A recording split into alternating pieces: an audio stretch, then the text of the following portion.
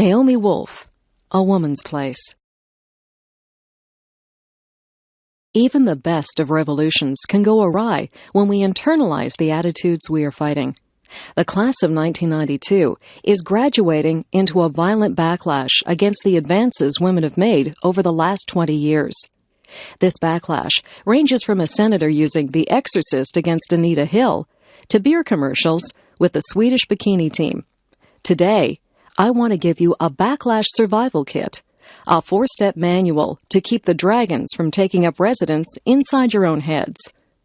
My own commencement at Yale 8 years ago was the graduation from hell. The speaker was Dick Cavett, rumored to have been our president's brother in an all-male secret society. Mr. Cavett took the microphone and paled at the sight of hundreds of female about-to-be Yale graduates. When I was a graduate, I recall he said, there were no women. The women went to Vassar. At Vassar, they had nude photographs taken of the women in gym class to check their posture.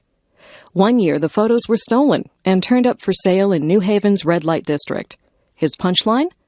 The photos found no buyers. I'll never forget that moment. There we were, silent in our black gowns, our tassels, our brand new shoes.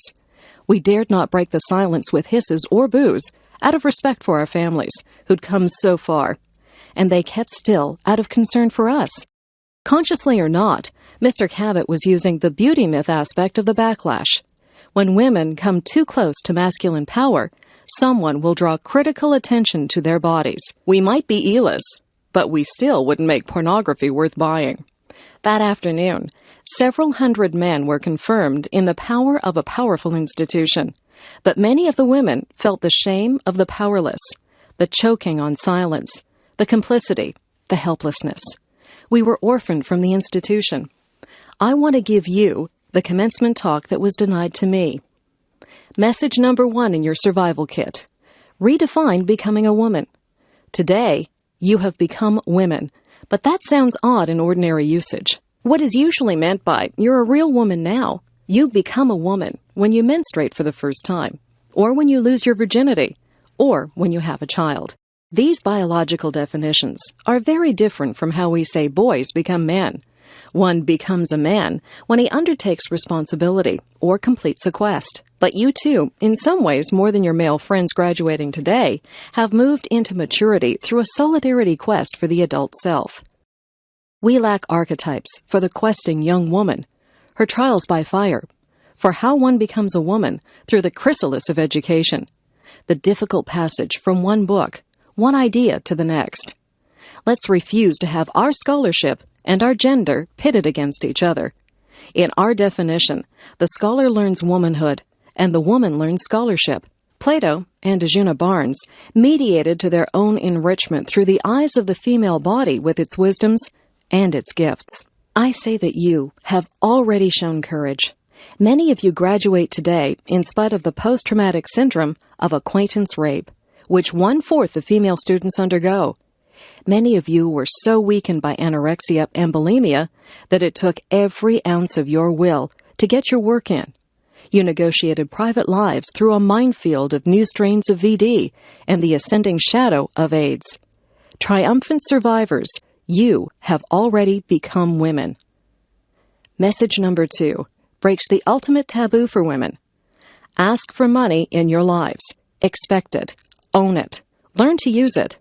Little girls learn a debilitating fear of money, that it's not feminine to ensure we are fairly paid for honest work. Meanwhile, women make 68 cents for every male dollar, and half of marriages end in divorce, after which women's income drops precipitously. Never choose a profession for material reasons. But whatever field your heart decides on, for God's sake, get the most specialized training in it you can, and hold out hard for just compensation, parental leave, and childcare. Resist your assignment to the class of highly competent, grossly underpaid women who run the show, while others get the case and the credit. Claim money, not out of greed, but so you can tithe to women's political organizations, shelters, and educational institutions. Sexist institutions won't yield power if they're just patient long enough. The only language the status quo understands is money, votes, and public embarrassment. When you have equity, you have influence. As sponsors, shareholders, and alumni, use it to open opportunities to women who deserve the chances you've had. Your BA does not belong to you alone, just as the earth does not belong to its present tenants alone. Your education was lent to you by women of the past, and you will give some back to living women and to your daughters 7 generations from now. Message number 3. Never cook for or sleep with anyone who routinely puts you down. Message number 4. Become goddesses of disobedience. Virginia Woolf once wrote that we must slay the angel in the house, the censor within. Young women, tell me of injustices, from campus rape cover-ups to classroom sexism. But at the thought of confrontation, they freeze into niceness. We are told that the worst thing we can do is cause conflict, even in the service of doing right. Antigone is imprisoned. Joan of Arc burns at the stake, and someone might call us unfeminine. When I wrote a book that caused controversy, I saw how big a dragon was this paralysis by niceness. The beauty myth argues that newly rigid ideals of beauty are instruments of a backlash against feminism, designed to lower women's self-esteem for a political purpose. Many positive changes followed the debate, but all that would dwindle away when someone yelled at me, as for instance cosmetic surgeons did on TV, when I raised questions about silicone implants. Oh no, I'd quail. People are mad at me. Then I read something by poet Audre Lorde. She'd been diagnosed with breast cancer. I was going to die, she wrote, sooner or later, whether or not I had even spoken myself. My silences had not protected me. Your silences will not protect you. What are the words you do not have yet? What are the tyrannies you swallow day by day and attempt to make your own until you will sicken and die of them, still in silence? We've been socialized to respect fear more than our own need for language. I began to ask each time, what's the worst that could happen to me if I tell this truth? Unlike women in other countries, our breaking silence is unlikely to have us jailed, disappeared, or run off the road at night.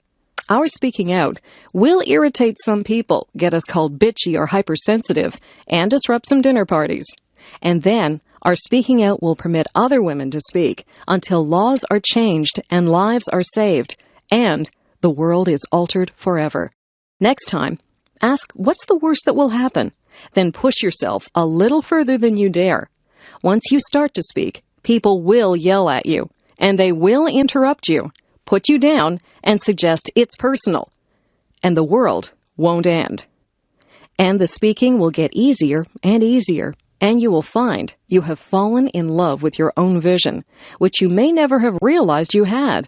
And you will lose some friends and lovers and realize you don't miss them. And new ones will find you and cherish you. And you will still flirt and paint your nails and dress up and party because, as I think Emma Goldman said, if I can't dance, I don't want to be part of your revolution. And at last, you'll know with surpassing certainty that only one thing is more frightening than speaking your truth. And that is not speaking. Diana, Princess of Wales. Ladies and gentlemen, I must begin by saying how warmly I welcome this conference on landmines convened by the Mines Advisory Group and the Landmine Survivors Network. It is so welcome because the world is too little aware of the waste of life, limb, and land which anti-personnel landmines are causing among some of the poorest people on Earth. Indeed, until my journey to Angola early this year, on which I'm going to speak this morning, I was largely unaware of it too. For the mine is a stealthy killer. Long after conflict is ended, its innocent victims die or are wounded singly in countries of which we hear little. Their lonely fate is never reported. The world, with its many other preoccupations, remains largely unmoved by a death roll of something like 800 people every month, many of them women and children.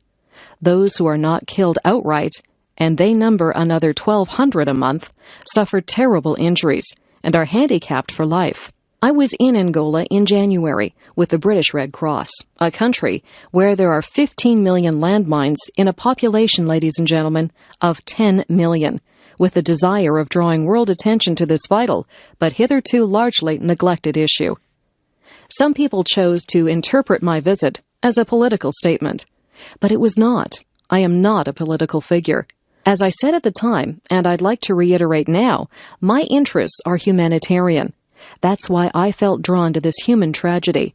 This is why I wanted to play down my part in working towards a worldwide ban on these weapons. During my days in Angola, I saw at first hand 3 aspects of this scourge. In the hospitals of Luanda, the capital, and Huambo, scene of bitter fighting not long ago, I visited some of the mine victims who had survived and saw their injuries. I'm not going to describe them because, in my experience, it turns too many people away from the subject. Suffice to say that when you look at the mangled bodies, some of them children caught by these mines, you marvel at their survival. What is so cruel about these injuries is that they are mostly invariably suffered where medical resources are scarce. I observed for myself some of the obstacles to improving medical care in most of these hospitals. Often, there's a chronic shortage of medicine, of painkillers, even of anesthetics. Surgeons constantly engaged in amputating shattered limbs never have all the facilities we would expect to see here. So the human pain that is to be borne is often beyond imagining. This emergency medical care, moreover, is only the first step back to a sort of life. For those whose living is the land, loss of an arm or leg is an overwhelming handicap which lasts for life. I saw the fine work being done by the Red Cross and other agencies to replace lost limbs. But making prosthesis is a costly as well as complicated business. For example, a young child will need several different fittings as it grows older. Sometimes the severity of the injury makes the fitting of an artificial limb impossible. There are never enough resources to replace all the limbs that are lost. As the Red Cross have expressed it, each victim who survives will incur lifetime expenses for surgery and prosthetic care totaling between $2,000 and $3,000. That is an intolerable load for a handicapped person in a poor country. That is something to which the world should urgently turn its conscience. In Angola, 1 in every 334 members of the population is an amputee. Angola has the highest rate of amputees in the world. How can countries which manufacture and trade in these weapons square their conscience with such human devastation? My third main experience was to see what has been done slowly and perilously to get these mines out of the earth. In the Cuito and Huambo region, I spent a morning with a small team from Hallow Trust, which is training Angolans to work on the pervasive minefields and supervising their work. I speak of our team because men of the Mines Advisory Group, or in this instance the Hallow Trust, who volunteer for this hazardous work, are usually former members of our own services. I take this opportunity to pay my tribute to the work these men do on our behalf. The perils they encounter are not just confined to mines. 2 members of the Mines Advisory Group team in Cambodia, Chris Howes and Hun Horth, were kidnapped by the Khmer Rouge a year ago, and their fate is uncertain. We can only pray for their safe return. Much ingenuity has gone into making some of these mines. Many are designed to trap an unwary deminer. Whenever such tricky mines appear, the deminer will call in one of the supervising team, who will then take over. That is what keeps their lives perpetually at risk. It might be less hazardous, I reflect, after my visit to Angola, if some of the technical skills used in making mines had been applied to better methods of removing them. Many of these mines are relatively cheap. They can be bought for $5 apiece or less.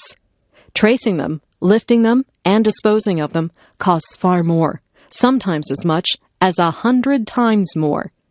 Angola is full of refugees returning after a long war.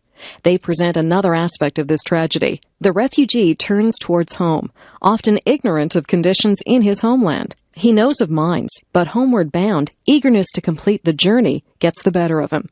Or he finds mines on what was once his land and attempts to clear them. There were many examples of that in Angola. These mines inflict most of their casualties on the people who are trying to meet the elementary needs of life. They strike the wife or the grandmother, gathering firewood for cooking. They ambush the child, sent to collect water for the family. I was impressed to see the work being done by many of the world's agencies on mine awareness. If children can be taught at school, if adults can be helped to learn what to do and what not to do in regions that have been mined, then lives can be saved and injuries reduced. There are said to be around 110 million mines lurking somewhere in the world, and over a third of them are to be found in Africa. Angola is probably more heavily mined than anywhere else because the war went on for such a long time, and it invaded so much of the country. So that country is going to be infested with mines and will suffer many more victims. And this brings me to one of the main conclusions I reached after this experience. Even if the world decided tomorrow to ban these weapons, this terrible legacy of mines already in the earth would continue to plague the poor nations of the globe. The evil that men do lives after them. And so, it seems to me, there rests a certain obligation upon the rest of us. One of my objectives in visiting Angola was to forward the cause of those, like the Red Cross, striving in the name of humanity to secure an international ban on these weapons. Since then, we are glad to see some real progress has been made. There are signs of a change of heart, at least in some parts of the world. For that, we should be cautiously grateful. If an international ban on landmines can be secured, it means, looking far ahead, that the world may be a safer place for this generation's grandchildren. But for this generation, in much of the developing world, there will be no relief, no relaxation. The toll of deaths and injuries caused by mines already there will continue. This tracing and lifting of mines, as I saw in Angola, is a desperately slow business. So in my mind, a central question remains. Should we not do more to quicken the deminers' work, to help the injured back to some sort of life, to further our own contribution to aid and development? The country is enriched by the work done by its overseas agencies and non-governmental organizations who work to help people in Africa and Asia to improve the quality of their lives. Yet mines cast a constant shadow over so much of this work. Resettlement of refugees is made more hazardous. Good land is put out of bounds. Recovery from war is delayed. Aid workers themselves are put at risk. I would like to see more done for those living in this no man's land, which lies between the wrongs of yesterday and the urgent needs of today. I think we owe it. I also think it would be of benefit to us as well as to them. The more expeditiously we can end this plague on earth caused by the landmine, the more readily we can set about the constructive tasks to which so many give their hand in the cause of humanity. Margaret Thatcher. Europe is not the creation of the Treaty of Rome, nor is the European idea the property of any group or institution. We British are as much heirs to the legacy of European culture as any other nation. Our links to the rest of Europe, the continent of Europe, have been the dominant factor in our history. For 300 years, we were part of the Roman Empire, and our maps still trace the straight lines of the roads the Romans built. Our ancestors, Celts, Saxons, and Danes, came from the continent. Our nation was, in that favorite community word, restructured under Norman and Angevin rule in the 11th and 12th centuries. This year we celebrate the 300th anniversary of the Glorious Revolution in which the British crown passed to Prince William of Orange and Queen Mary. We visit the great churches and cathedrals of Britain, read our literature, and listen to our language. All bear witness to the cultural riches which we have drawn from Europe and other Europeans from us. We in Britain are rightly proud of the way in which, since Magna Carta in 1215, we have pioneered and developed representative institutions to stand as bastions of freedom. And proud, too, of the way in which, for centuries, Britain was home for people from the rest of Europe who sought sanctuary from tyranny. But we know that without the European legacy of political ideas, we could not have achieved as much as we did. From classical and medieval thought, we have borrowed that concept of the rule of law, which marks out a civilized society from barbarism. And on that idea of Christendom, for long synonymous with Europe, with its recognition of the unique and spiritual nature of the individual, we still base our belief in personal liberty and other human rights. Too often, the history of Europe is described as a series of interminable wars and quarrels. Yet from our perspective today, surely what strikes us most is our common experience. For instance, the story of how Europeans explored and colonized, and yes, without apology, civilized much of the world, is an extraordinary tale of talent, skill, and courage. We British have, in a special way, contributed to Europe. Over the centuries, we have fought to prevent Europe from falling under the dominance of a single power. We have fought and we have died for her freedom. Only miles from here, in Belgium, lie the bodies of 120,000 British soldiers who died in the First World War. Had it not been for that willingness to fight and to die, Europe would have been united long before now. But not in liberty, not in justice. It was British support to resistance movements throughout the last war that helped to keep alive the flame of liberty in so many countries until the day of liberation. All these things alone are proof of our commitment to Europe's future. The European community is one manifestation of that European identity, but it is not the only one. We must never forget that east of the Iron Curtain, peoples who once enjoyed a full share of European culture, freedom, and identity have been cut off from their roots. We shall always look on Warsaw, Prague, and Budapest as great European cities. Nor shall we forget that European values have helped to make the United States of America into the valiant defender of freedom that she has become. It is no arid chronicle of obscure facts from the dust-filled libraries of history. It is the record of nearly 2,000 years of British involvement in Europe, cooperation with Europe, and contribution to Europe, a contribution which today is as valid and as strong as ever. Yes, we have looked also to wider horizons, as have others, and thank goodness for that, because Europe would never have prospered, and never will prosper, as a narrow-minded, inward-looking club. The European community belongs to all its members. It must reflect the traditions and aspirations of all its members. Let me be quite clear. Britain does not dream of some cozy, isolated existence on the fringes of the European community. Our destiny is in Europe, as part of the community. That is not to say that our future lies only in Europe, nor does that of France or Spain or indeed any other member. The community is not an end in itself, nor is it an institutional device to be constantly modified according to the dictates of some abstract intellectual concept, nor must it be ossified by endless regulation. The European community is the practical means by which Europe can ensure the future prosperity and security of its people in a world in which there are many other powerful nations and groups of nations. To try to suppress nationhood and concentrate power at the center of a European conglomerate would be highly damaging and would jeopardize the objectives we seek to achieve. Europe will be stronger precisely because it has France as France, Spain as Spain, Britain as Britain, each with its own customs, traditions, and identity. It would be folly to try to fit them into some sort of identikit European personality. Some of the founding fathers of the community thought that the United States of America might be its model, but the whole history of America is quite different from Europe. People went there to get away from the intolerance and constraints of life in Europe. They sought liberty and opportunity, and their strong sense of purpose has, over 2 centuries, helped create a new unity and pride in being American, just as our pride lies in being British, or Belgian, or Dutch, or German. I am the first to say that on many great issues, the countries of Europe should try to speak with a single voice.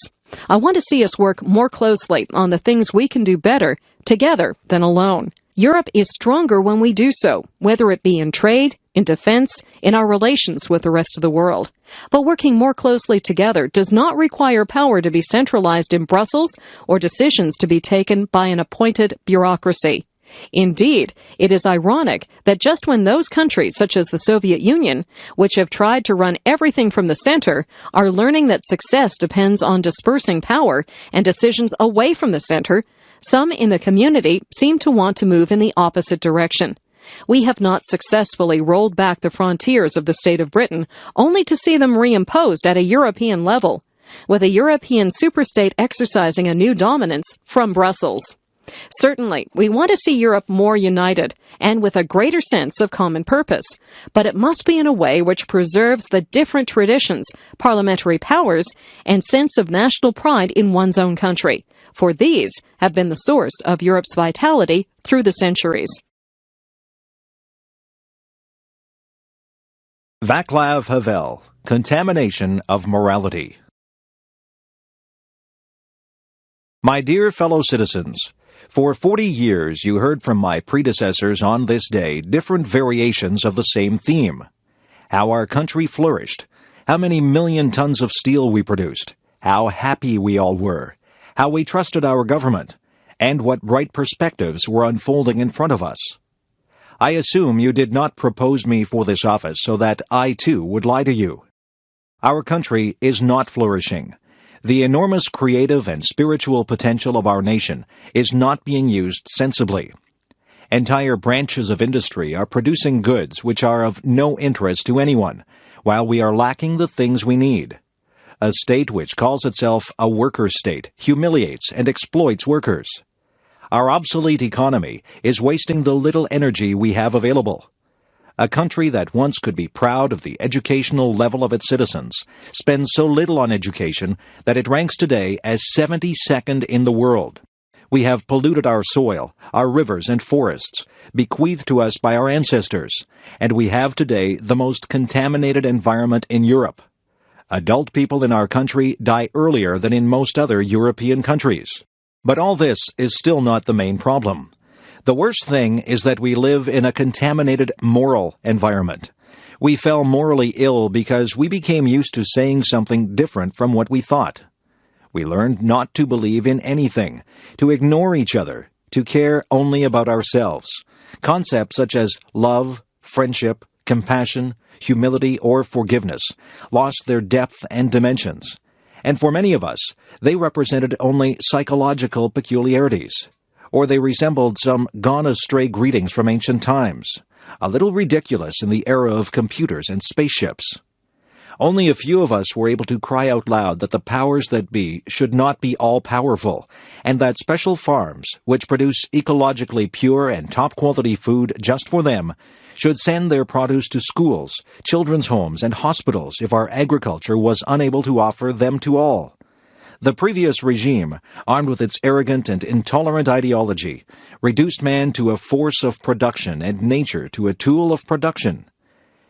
In this, it attacked both their very substance and their mutual relationship. It reduced gifted and autonomous people, skillfully working in their own country, to nuts and bolts of some monstrously huge, noisy, and stinking machine, whose real meaning is not clear to anyone. It cannot do more than slowly but inexorably wear down itself and all its nuts and bolts. When I talk about contaminated moral atmosphere, I am not talking just about the gentlemen who eat organic vegetables and do not look out of the plane windows. I am talking about all of us. We had all become used to the totalitarian system and accepted it as unchangeable fact, and thus helped to perpetuate it. In other words, we are all, though naturally to differing extents, responsible for the operation of the totalitarian machinery. None of us is just its victim. We are also all its co-creators. Why do I say this? It would be very unreasonable to understand the sad legacy of the last 40 years as something alien, which some distant relative bequeathed us. On the contrary, we have to accept this legacy as a sin we committed against ourselves. If we accept it as such, we will understand that it is up to us all, and up to us only, to do something about it.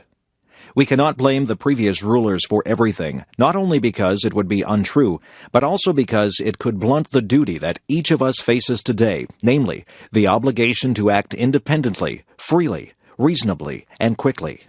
Let us not be mistaken. The best government in the world, the best parliament, and the best president cannot achieve much on their own. And it would also be wrong to expect a general remedy from them only. Freedom and democracy include participation, and therefore responsibility from us all.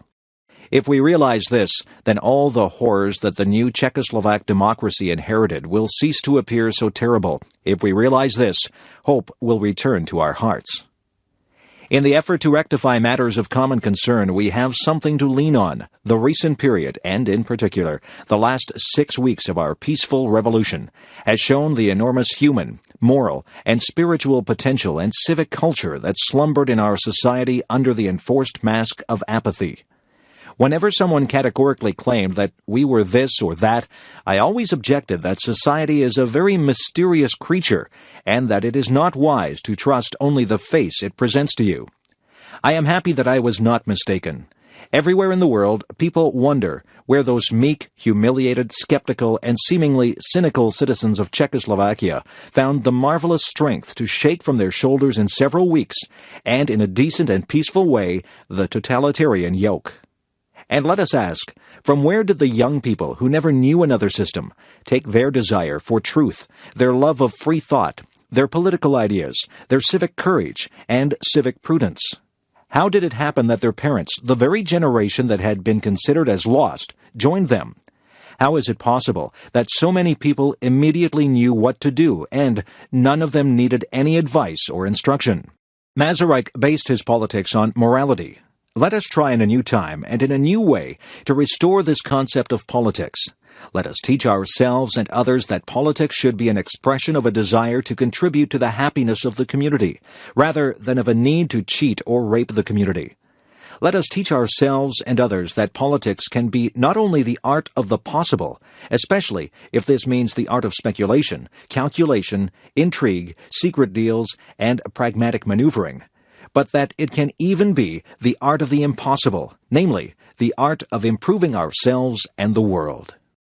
There are free elections and an election campaign ahead of us. Let us not allow this struggle to dirty the so far clean face of our gentle revolution. Let us not allow the sympathies of the world, which we have won so fast, to be equally rapidly lost through our becoming entangled in the jungle of skirmishes for power. Let us not allow the desire to serve oneself to bloom once again under the fair mask of the desire to serve the common good. It is not really important now which party, club, or group will prevail in the elections. The important thing is that the winners will be the best of us in the moral, civic, political, and professional sense, regardless of their political affiliations. The future policies and prestige of our state will depend on the personalities we select and later elect to our representative bodies. In conclusion, I would like to say that I want to be a president who will speak less and work more. To be a president who will not only look out of the windows of his airplane, but who, first and foremost, will always be present among his fellow citizens and listen to them well. You may ask what kind of republic I dream of. Let me reply. I dream of a republic independent, free, and democratic. Of a republic economically prosperous and yet socially just. In short, of a humane republic, which serves the individual and which therefore holds the hope that the individual will serve it in turn. Of a republic of well-rounded people, because without such, it is impossible to solve any of our problems, human, economic, ecological, social, or political. The most distinguished of my predecessors opened his first speech with a quotation from the great Czech educator Comenius. Allow me to round off my first speech with my own paraphrase of the same statement. People, your government has returned to you. Arthur Scargill, Criticism of Tory Policies. Today, our nation, after 8 years under the Tories, is on the brink of utter chaos, facing both social and economic collapse. Our basic industries have been butchered. Our manufacturing base has been eroded, with hundreds of businesses, large and small, gone to the wall, while the nation has become increasingly dependent on imported goods. The human consequences of this industrial and economic devastation are terrible. Over 8 million people struggle for survival on or below the poverty line, and 4.5 million people are unemployed. Thousands of families are homeless. The number of homeless families in Britain has doubled since 1978, while the enforced repossession of homes is at an all-time record because so many can no longer manage to maintain mortgage payments. Even more people, meanwhile, try to cope as best they can in derelict, often dangerous dwellings. 1.25 million homes are unfit to live in, while house building investment throughout Britain has been slashed by 60% since 1979. Sickness and ill health of all kinds are rampant, and they are made even more terrible by the crisis in the National Health Service and throughout the welfare system. The Tories have been utterly ruthless in their butchery of health and welfare provisions. The NHS, once the pride of our nation, has been reduced to a critical condition through hospital closures, medical staff cutbacks, the lack and withdrawal of resources and vital equipment, and the privatization of key services. Approximately 700,000 people await today for hospital treatment, and an increasing number will not receive that treatment before it is too late. Thousands of people who are suffering from serious, often fatal diseases are being turned away through lack of hospital beds and staff. Our social services are faced with ever-increasing family and community problems as Tory attacks take their toll, with children and old people among those most vulnerable. Our education system is also in chaos as students and teachers struggle against yet more cutbacks, fewer resources, and for our youngsters it must seem often a pointless exercise, with jobs, training, and access to higher education becoming more and more difficult to attain. Their teachers, meanwhile, like many other trade unionists, have had their negotiating rights removed by the government, and their commitment to teaching the nation's children treated with contempt. This has become a grim and desperate society, fueled by unemployment and its social consequences. Frustration, rage, and despair are rampant all around us. More and more people, I believe, are coming to see themselves as under attack, and they are correct. We are indeed facing a deliberate political attack by Britain's ruling class. A war of attrition is being waged as capitalism, in a condition of acute crisis, lashes out with increasing ferocity to protect itself. The existence of this crisis is now clear for all to see. It has been exposed by the recent collapse of stock markets throughout the capitalist world, triggered off by the slide on Wall Street, which, according to experts, is the worst slump since 1929. This collapse will, in my view, lead inevitably to more hardship for the British people, with a massive increase in unemployment and reduced living standards as capitalism seeks once again to make working people pay for its pursuit of profit and power. The Tories have based their savage policies on an ideology called monetarism. It is this philosophy which has led to the virtual destruction of our manufacturing industries and, in particular, to the devastation of our coal, rail, and steel industries. The steel industry has lost over 150,000 jobs, and the coal and rail industries have lost approximately 100,000 each within a period of 8 years. Parts of our nation, such as South Wales, have been reduced to a lunar landscape as the Tories have systematically butchered our manufacturing and industrial infrastructure. In seeking to win that absolute control, which it must have for even limited survival, the state, through the Tory government, has introduced twin measures to destroy or render ineffective all those who oppose it. On the one hand, it has deliberately increased unemployment from just over 1 million to 4.5 million in 8 years, creating, as in the 1930s, a situation where 30 to 40 people pursue each job vacancy, driven by this emotional blackmail to increasing fear.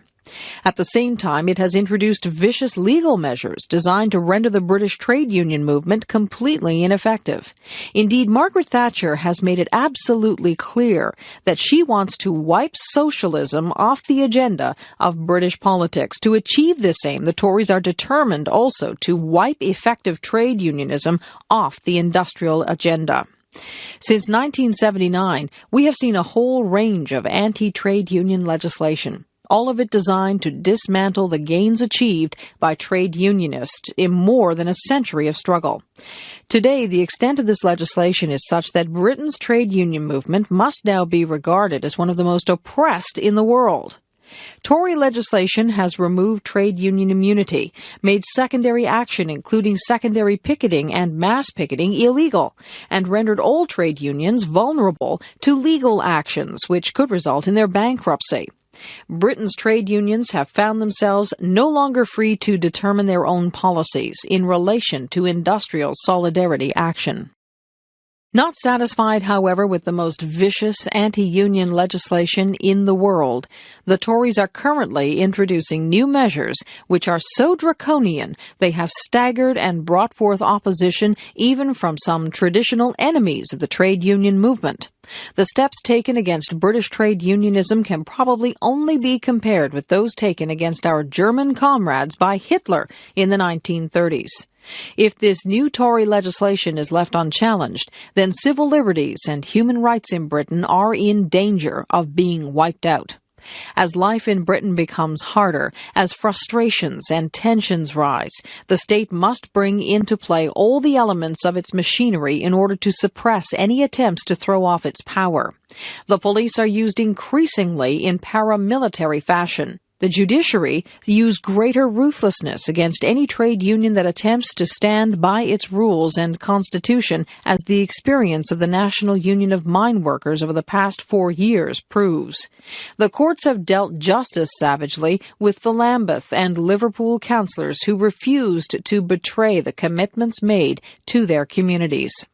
Meanwhile, the media, now quite openly under the control of international capitalists such as Murdoch and Maxwell, become even more blatantly the mouthpiece of Tory philosophy. The British capitalist press can make no claim to either objectivity or integrity, whether through the gutter journalism of the tabloids or the more restrained style of the so-called quality papers. They both play a key role in the daily dissemination of lies and misinformation to the public. This is but an outline of the situation which today faces the British labour and trade union movement. The terrible irony about it is that whilst throughout our movement there is general agreement on the ravages of the Tory attack, and agreement that it should be stopped, we have not united in an effective force to combat those ravages and challenge the system which has forced them onto our class. On the contrary, rather than uniting to fight our common enemy, our movement has been diverted time and time again by internal attacks aimed disgracefully at the very sections which have fought so bravely to carry out Labour Party and TUC policies by battling to save jobs, industries, communities, and services. Margaret Thatcher has been absolutely clear in recognizing her enemy. It is socialism, and she has openly declared her intention of wiping it off the British agenda. Dwight D. Eisenhower, The Military-Industrial Complex. This evening I come to you with a message of leave-taking and farewell, and to share a few final thoughts with you, my countrymen. We now stand 10 years past the midpoint of a century that has witnessed 4 major wars among great nations. 3 of these involved our own country. Despite these holocausts, America is today the strongest, the most influential, and most productive nation in the world. Understandably proud of this preeminence, we yet realize that America's leadership and prestige depend not merely upon our unmatched material progress, riches, and military strength, but on how we use our power in the interests of world peace and human betterment. A vital element in keeping the peace is our military establishment. Our arms must be mighty, ready for instant action, so that no potential aggressor may be tempted to risk his own destruction.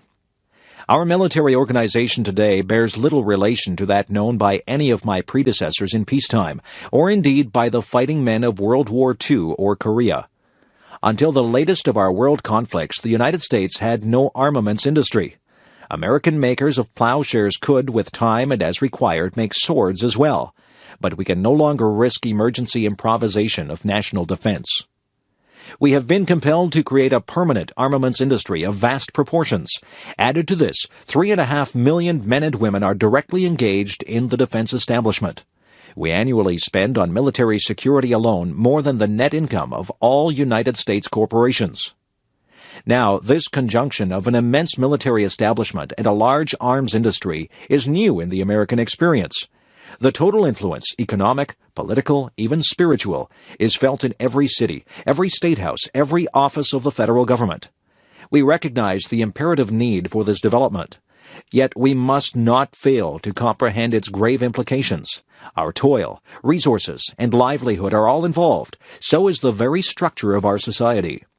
In the councils of government, we must guard against the acquisition of unwarranted influence, whether sought or unsought, by the military-industrial complex. The potential for the disastrous rise of misplaced power exists and will persist. We must never let the weight of this combination endanger our liberties or democratic processes. We should take nothing for granted. Only an alert and knowledgeable citizenry can compel the proper meshing of the huge industrial and military machinery of defense with our peaceful methods and goals, so that security and liberty may prosper together. Akin to and largely responsible for the sweeping changes in our industrial military posture has been the technological revolution during recent decades. In this revolution, research has become central. It also becomes more formalized, complex, and costly. A steadily increasing share is conducted for, by, or at the direction of the federal government. Today, the solitary inventor, tinkering in his shop, has been overshadowed by task forces of scientists in laboratories and testing fields. In the same fashion, the free university, historically the fountainhead of free ideas and scientific discovery, has experienced a revolution in the conduct of research.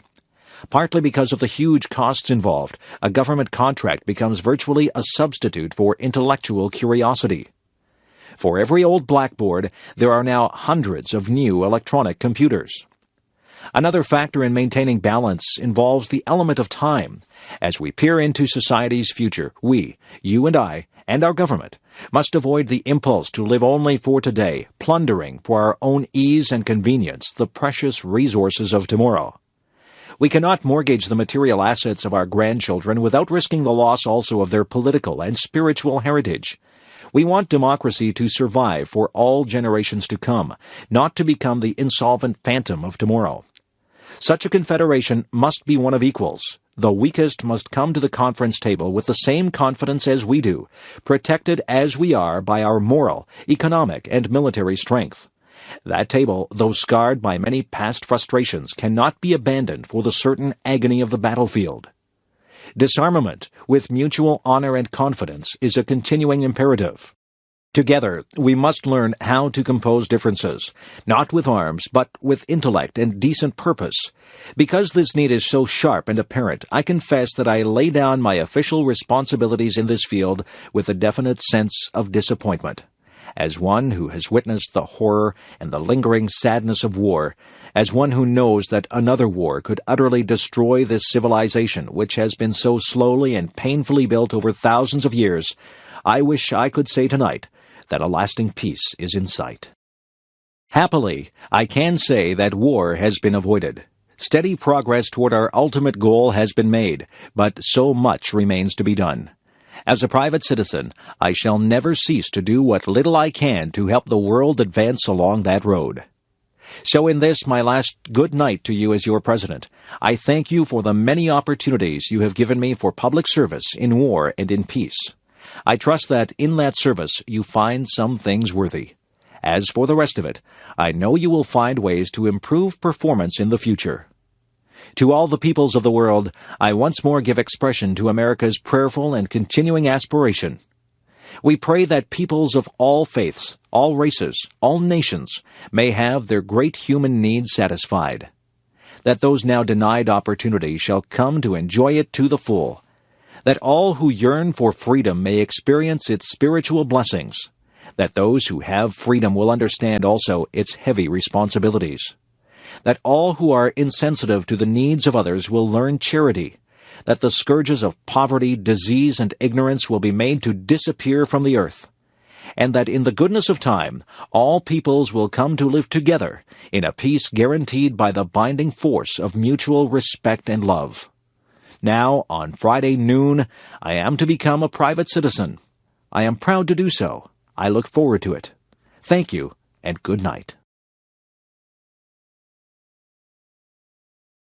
Pope John Paul II, The Defense of Poland. Our Lady of Jasna Gora is the teacher of true love for all, and this is particularly important for you, dear young people. In you, in fact, is decided that form of love which all of your life will have, and through you, human life on Polish soil. The matrimonial, family, social, and national form, but also the priestly, religious, and missionary one. Every life is determined and evaluated by the interior form of love. Tell me what you love, and I will tell you who you are. I watch. How beautiful it is that this word is found in the call of Jasna Gora. It possesses a profound evangelical ancestry. Christ says many times, "Watch," Matthew 26:41. Perhaps also from the Gospel it passed into the tradition of scouring. In the call of Jasna Gora, it is the essential element of the reply that we wish to give to the love by which we are surrounded in the sign of the sacred icon. The response to this love must be precisely the fact that I watch. What does it mean, I watch? It means that I make an effort to be a person with a conscience. I do not stifle this conscience, and I do not deform it. I call good and evil by name, and I do not blur them.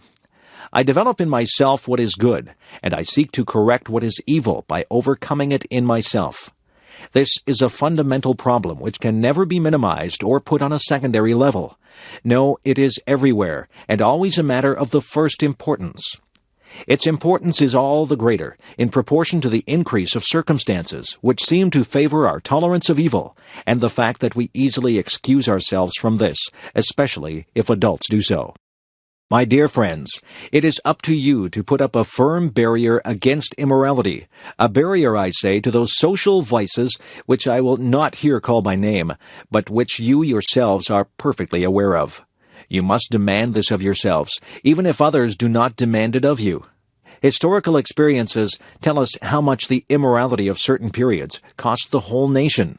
Today, when we are fighting for the future form of our social life, remember that this form depends on what people will be like. Therefore, watch.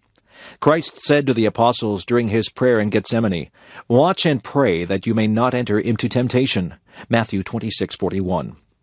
I watch also means I see another. I do not close in on myself, in a narrow search for my own interests, my own judgments. I watch means love of neighbor. It means fundamental, interhuman solidarity. Before the Mother of Jasna Gora, I wish to give thanks for all the proofs of this solidarity which have been given by my compatriots, including Polish youth, in the difficult period of not many months ago. It would be difficult for me to enumerate here all the forms of this solicitude which surrounded those who were interned, imprisoned, dismissed from work, and also their families. You know this better than I. I received only sporadic news about it. May this good thing, which appeared in so many places and so many ways, never cease on Polish soil. May there be a constant confirmation of that I watch of the call of Jasna Gora, which is a response to the presence of the Mother of Christ in the great family of the Poles. I watch also means I feel responsible for this great common inheritance whose name is Poland. This name defines us all. This name obliges us all. This name costs us all.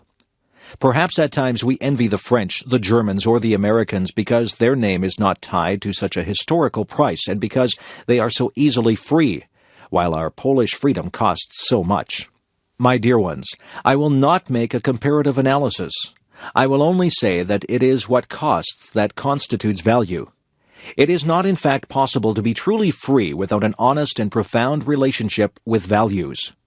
We do not want a Poland which costs us nothing. We watch, instead, beside all that makes up the authentic inheritance of the generations, seeking to enrich it.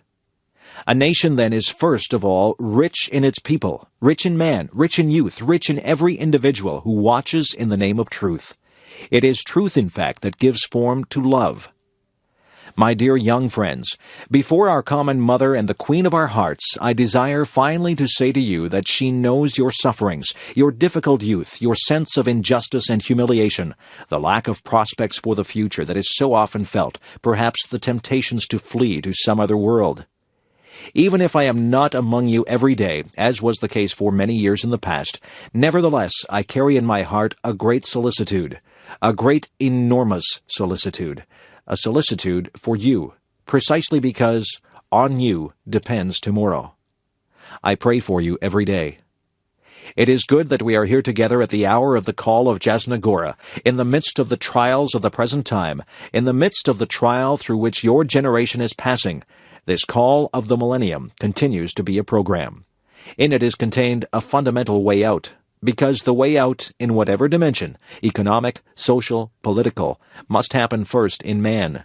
Man cannot remain with no way out. Mother of Jasna Gora, you who have been given to us by Providence for the defense of the Polish nation, accept this evening this call of the Polish youth, together with the Polish Pope, and help us to persevere in hope. Amen. Tony Benn, The Importance of Democracy. Some people genuinely believe that we shall never get social justice from the British government, but we shall get it from Jacques Delors. They believe that a good king is better than a bad parliament. I have never taken that view. Others believe that the change is inevitable and that the common currency will protect us from inflation and will provide a wage policy. They believe that it will control speculation and that Britain cannot survive alone. None of those arguments persuade me because the argument has never been about sovereignty. I do not know what a sovereign is, apart from the one that used to be in gold and the Pope who is sovereign in the Vatican. We are talking about democracy. No nation, not even the great United States, which could, for all I know, be destroyed by a nuclear weapon from a third world country, has the power to impose its will on other countries. We are discussing whether the British people are to be allowed to elect those who make the laws under which they are governed. The argument is nothing to do with whether we should get more maternity leave from Madame Papandreou than from Madame Thatcher. That is not the issue. I recognize that when the members of the three front benches agree, I am in a minority. My next job, therefore, is to explain to the people of Chesterfield what we have decided. I will say first, my dear constituents, in future you will be governed by people whom you do not elect and cannot remove. I am sorry about it. They may give you better creches and shorter working hours, but you cannot remove them. I know that it sounds negative, but I have always thought it is positive to say that the important thing about democracy is that we can remove without bloodshed the people who govern us. We can get rid of a Callaghan, a Wilson, or even a Right Honourable Lady by internal processes. We can get rid of a Right Honourable Member for Huntington, Mr. Major. But that cannot be done in the structure that it is proposed. Even if one likes the policies of the people in Europe, one cannot get rid of them.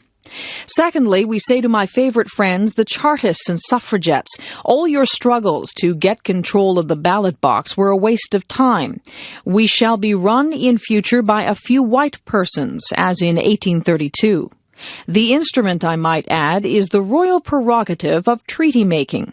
For the first time since 1649, the Crown makes the laws, advised, I admit, by the Prime Minister. We must ask what will happen when people realize what we have done. We have had a marvelous debate about Europe, but none of us has discussed our relationship with the people who sent us here. Honourable members have expressed views on Albania and the Baltic states. I have been dazzled by the knowledge of the continent of which we are all part. No one has spoken about how he or she got here and what we were sent here to do. If people lose the power to sack their government, one of several things happens. First, people may just slope off. Apathy could destroy democracy. When the turnout drops below 50%, we are in danger. The second thing that people can do is to riot. Riot is an old-fashioned method for drawing the attention of the government to what is wrong. It is difficult for an elected person to admit it, but the riot at Strangeways produced some prison reforms. Riot has historically played a much larger part in British politics than we are ever allowed to know. Thirdly, nationalism can arise. Instead of blaming the Treaty of Rome, people say it is those Germans or it is the French. Nationalism is built out of frustration that people feel when they cannot get their way through the ballot box. With nationalism comes repression. I hope that it is not pessimistic. In my view, it is not, to say that democracy hangs by a thread in every country of the world. Unless we can offer people a peaceful route to the resolution of injustices through the ballot box, they will not listen to a House that has blocked off that route. There are many alternatives open to us. One honourable member said that he was young and had not fought in the war. He looked at a new Europe. But there have been 5 Europes this century. There was one run by the King, the Kaiser, and the Tsar. They were all cousins, so that was very comfortable. They were all Queen Victoria's grandsons. And there was no nonsense about human rights when Queen Victoria's grandsons repressed people. Then there was the Russian Revolution. Then there was the interwar period. Then there was the Anglo-Soviet alliance. Then there was the Cold War. Now we have a Boris Yeltsin who has joined the Monday Club. There have been so many Europes. This is not the only Europe on offer. I understand that my honourable friend, the member for Sunderland South, Mr. Muleary, is a Democratic Federalist, as is my honourable friend, the member for Derbyshire North East, Mr. Barnes. They want an American-type constitution for Europe. It could be that our laws would hang on which way the Albanian members voted. I could not complain about that because that is democracy. However, it is unworkable. It is like trying to get an elephant to dance through a minefield. But it would be democratic. Another way would be to have a looser, wider Europe. I have an idea for a Commonwealth of Europe. I am introducing a bill on the subject. Europe would be rather like the British Commonwealth. We would work by consent with people. Or we could accept this ghastly proposal, which is clumsy, secretive, centralized, bureaucratic, and divisive. That is how I regard the Treaty of Rome. I was born a European, and I will die one, but I have never put my alliance behind the Treaty of Rome. I object to it. I hate being called an anti-European. How can one be anti-European when one is born in Europe? It is like saying that one is anti-British if one does not agree with the Chancellor of the Exchequer. What a lot of nonsense it is. I ask myself why the House is ready to contemplate abandoning its duties, as I fear that it is. I was elected 41 years ago this month. This chamber has lost confidence in democracy. It believes that it must be governed by someone else. It is afraid to use the powers entrusted to it by its constituents. It has traded power for status. One gets asked to go on the telly if one is Member of Parliament. The chamber does not want to use its power. It has accepted the role of a spectator and joined what Vaclav called the dignified part of the Constitution, leaving the crown under the control of the Prime Minister to be the executive part. If democracy is destroyed in Britain, it will not be the communists, Trotskyists, or subversives, but this House which threw it away. The rights that are entrusted to us are not for us to give away. Even if I agree with everything that is proposed, I cannot hand away powers lent to me for 5 years by the people of Chesterfield. I just could not do it. It would be theft of public rights. Therefore, there is only one answer. If people are determined to submit themselves to Jacques Delors, Madame Papandreou, and the Council of Ministers, we must tell the people what is planned. If people vote for that, they will have all capitulated. Julius Caesar said, "We are just merging our sovereignty." So did William the Conqueror. It is not possible to support the government's motion. I have told the Chief Whip that I cannot support the Labour motion. I invite the House to vote against the government's motion and not to support a motion which purports to take us faster into a community which cannot reflect the aspirations of those who put us here. That is not a nationalist argument, nor is it about sovereignty. It is a democratic argument, and it should be decisive in a democratic chamber. Robert Runcie, after the Falklands War. Our hope as Christians is not fundamentally in man's naked goodwill and rationality. We believe that he can overcome the deadly selfishness of class or sect or race by discovering himself as a child of the universal God of love. When a man realizes that he is a beloved child of the Creator of all, then he is ready to see his neighbors in the world as brothers and sisters. That is one reason why those who dare to interpret God's will must never claim him as an asset for one nation or group rather than another. War springs from the love and loyalty which should be offered to God being applied to some God substitute, one of the most dangerous being nationalism. This is a dangerous world where evil is at work, nourishing the mindless brutality which killed and maimed so many in this city last week. Sometimes, with the greatest reluctance, force is necessary to hold back the chaos which injustice and the irrational element in man threaten to make of the world. But having said that, all is not lost, and there is hope. Even in the failure of war, there are springs of hope. In that great war play by Shakespeare, Henry V says, "There is some soul of goodness in things evil, would men observingly distill it out." People are mourning on both sides of this conflict. In our prayers, we shall quite rightly remember those who are bereaved in our own country and the relations of the young Argentinian soldiers who were killed. Common sorrow should do something to reunite those who were engaged in this struggle. A shared anguish can be a bridge of reconciliation. Our neighbors are indeed like us. I have had an avalanche of letters and advice about this service. Some correspondents have asked, why drag God in? As if the intention was to wheel up God to endorse some particular policy or attitude rather than another. The purpose of prayer and of services like this is very different, and there is hope for the world in the difference.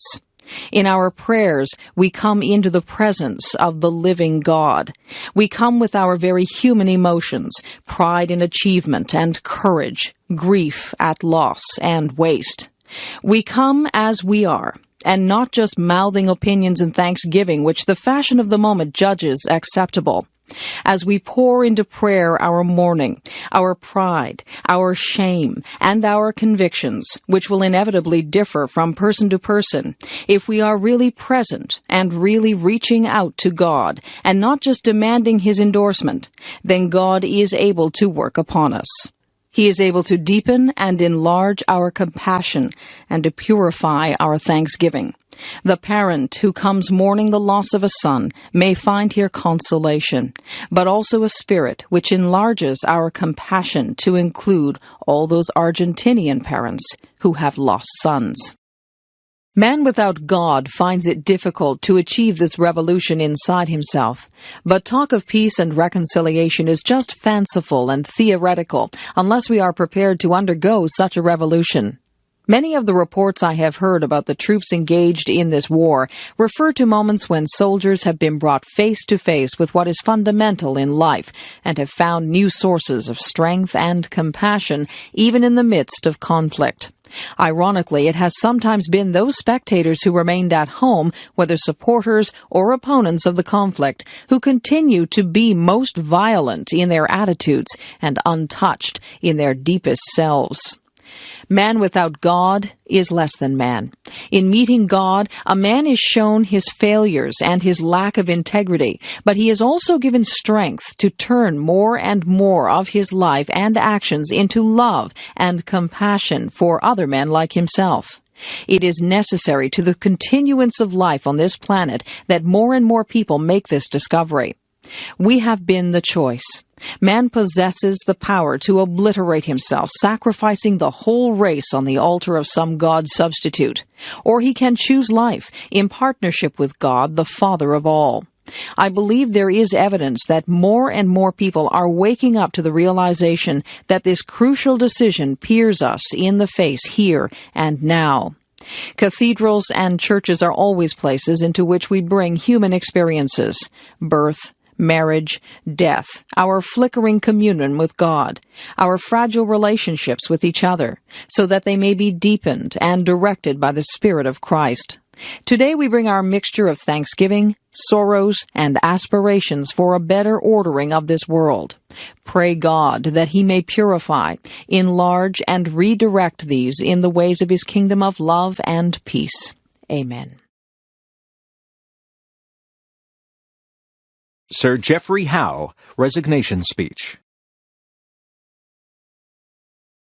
As long ago as 1962, it was Lord Stockton, formerly Harold Macmillan, who first put the central point clearly.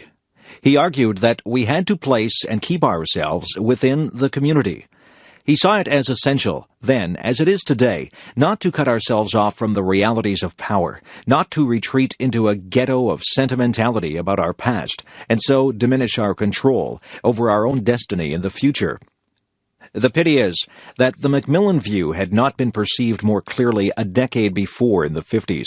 It would have spared so many of the struggles of the past 20 years had we been in the community from the outset, had we been ready, in the much too simple phrase, to surrender some sovereignty at a much earlier stage.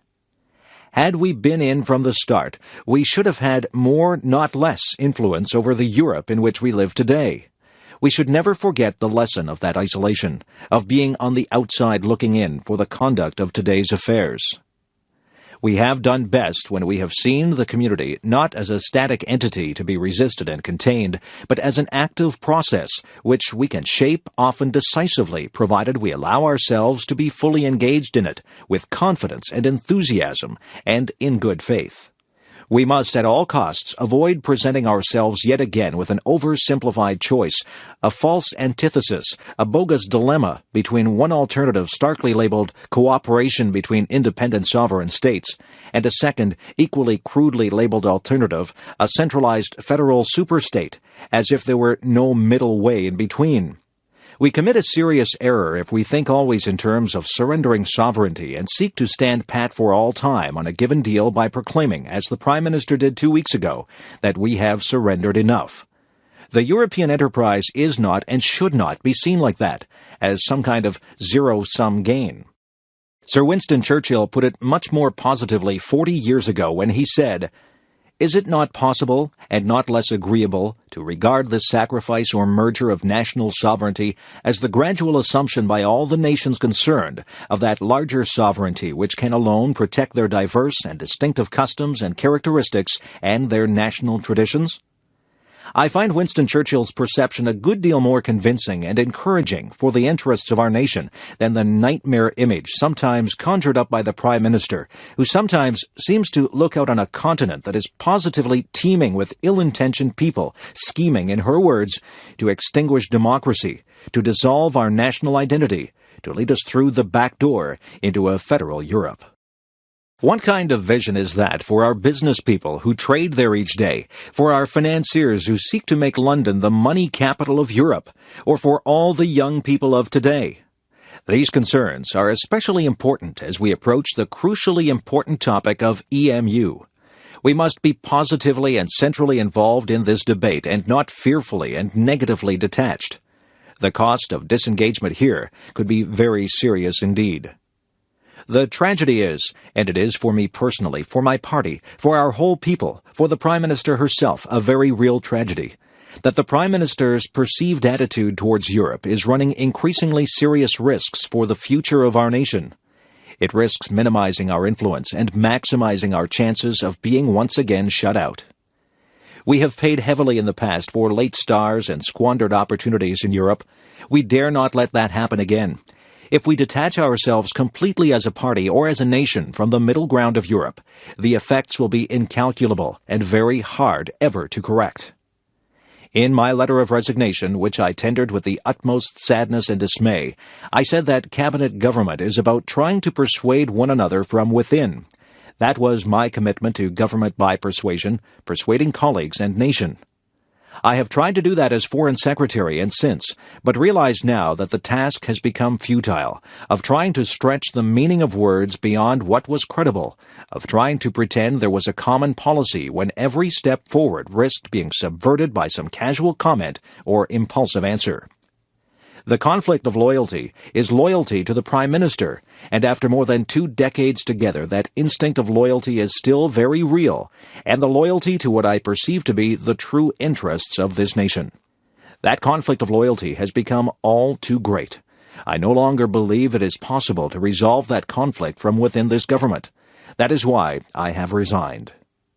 In doing so, I have done what I believe to be right for my party and my country. The time has come for others to consider their response to the tragic conflict of loyalty with which I have wrestled myself for perhaps too long. Salman Rushdie, Life Under Threat. A hot air balloon drifts slowly over a bottomless chasm carrying several passengers. A leak develops. The balloon starts losing height. The pit, a dark yawn, comes closer. Good grief, the wounded balloon can bear just one passenger to safety. The many must be sacrificed to save the one. But who should live? Who should die? And who could make such a choice?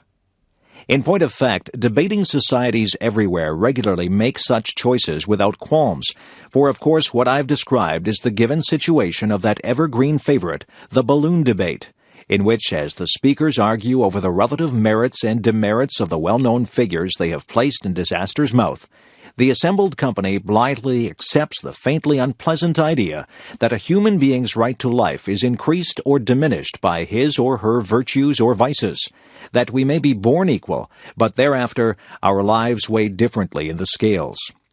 It's only make-believe after all, and while it may not be very nice, it does reflect how people actually think. I have now spent over 1,000 days in just such a balloon, but alas, this isn't a game.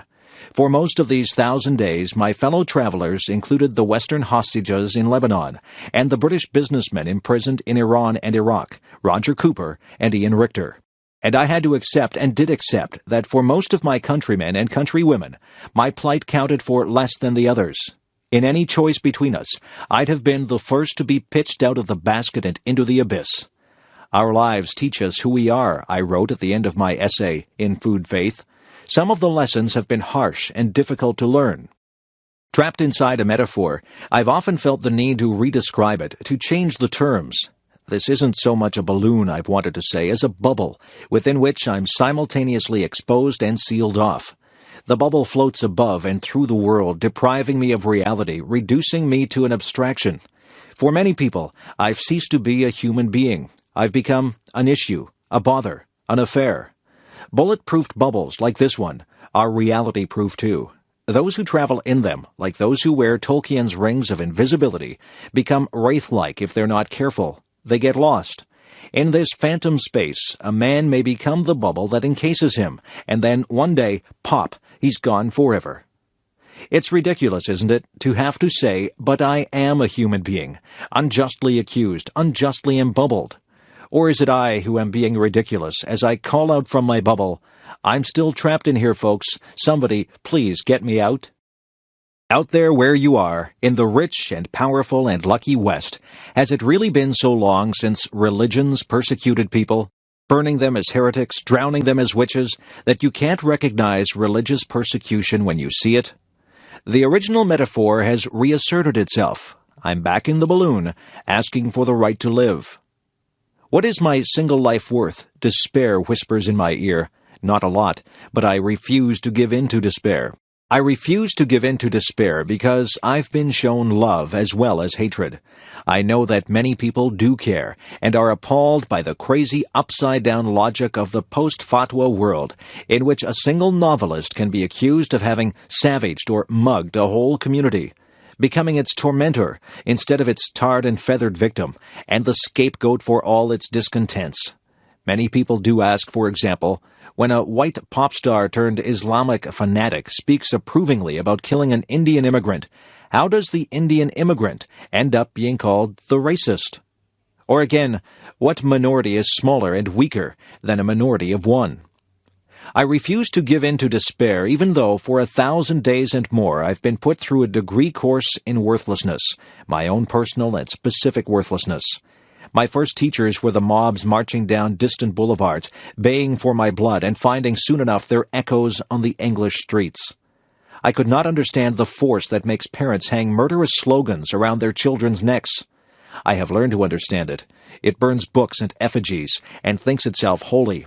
But at first, as I watched the marchers, I felt them trampling on my heart. Once again, however, I have been saved by instances of fair-mindedness, of goodness. Every time I learn that a reader somewhere has been touched by the satanic verses, moved and entertained and stimulated by it, it arouses deep feelings in me. And there are more and more such readers nowadays, my postbag tells me, readers, including Muslims, who are willing to give my burned, spurned child a fair hearing at long last. Sometimes I think that one day Muslims will be ashamed of what Muslims did in these times, will find the Rushdie affair as improbable as the West now finds martyr burning.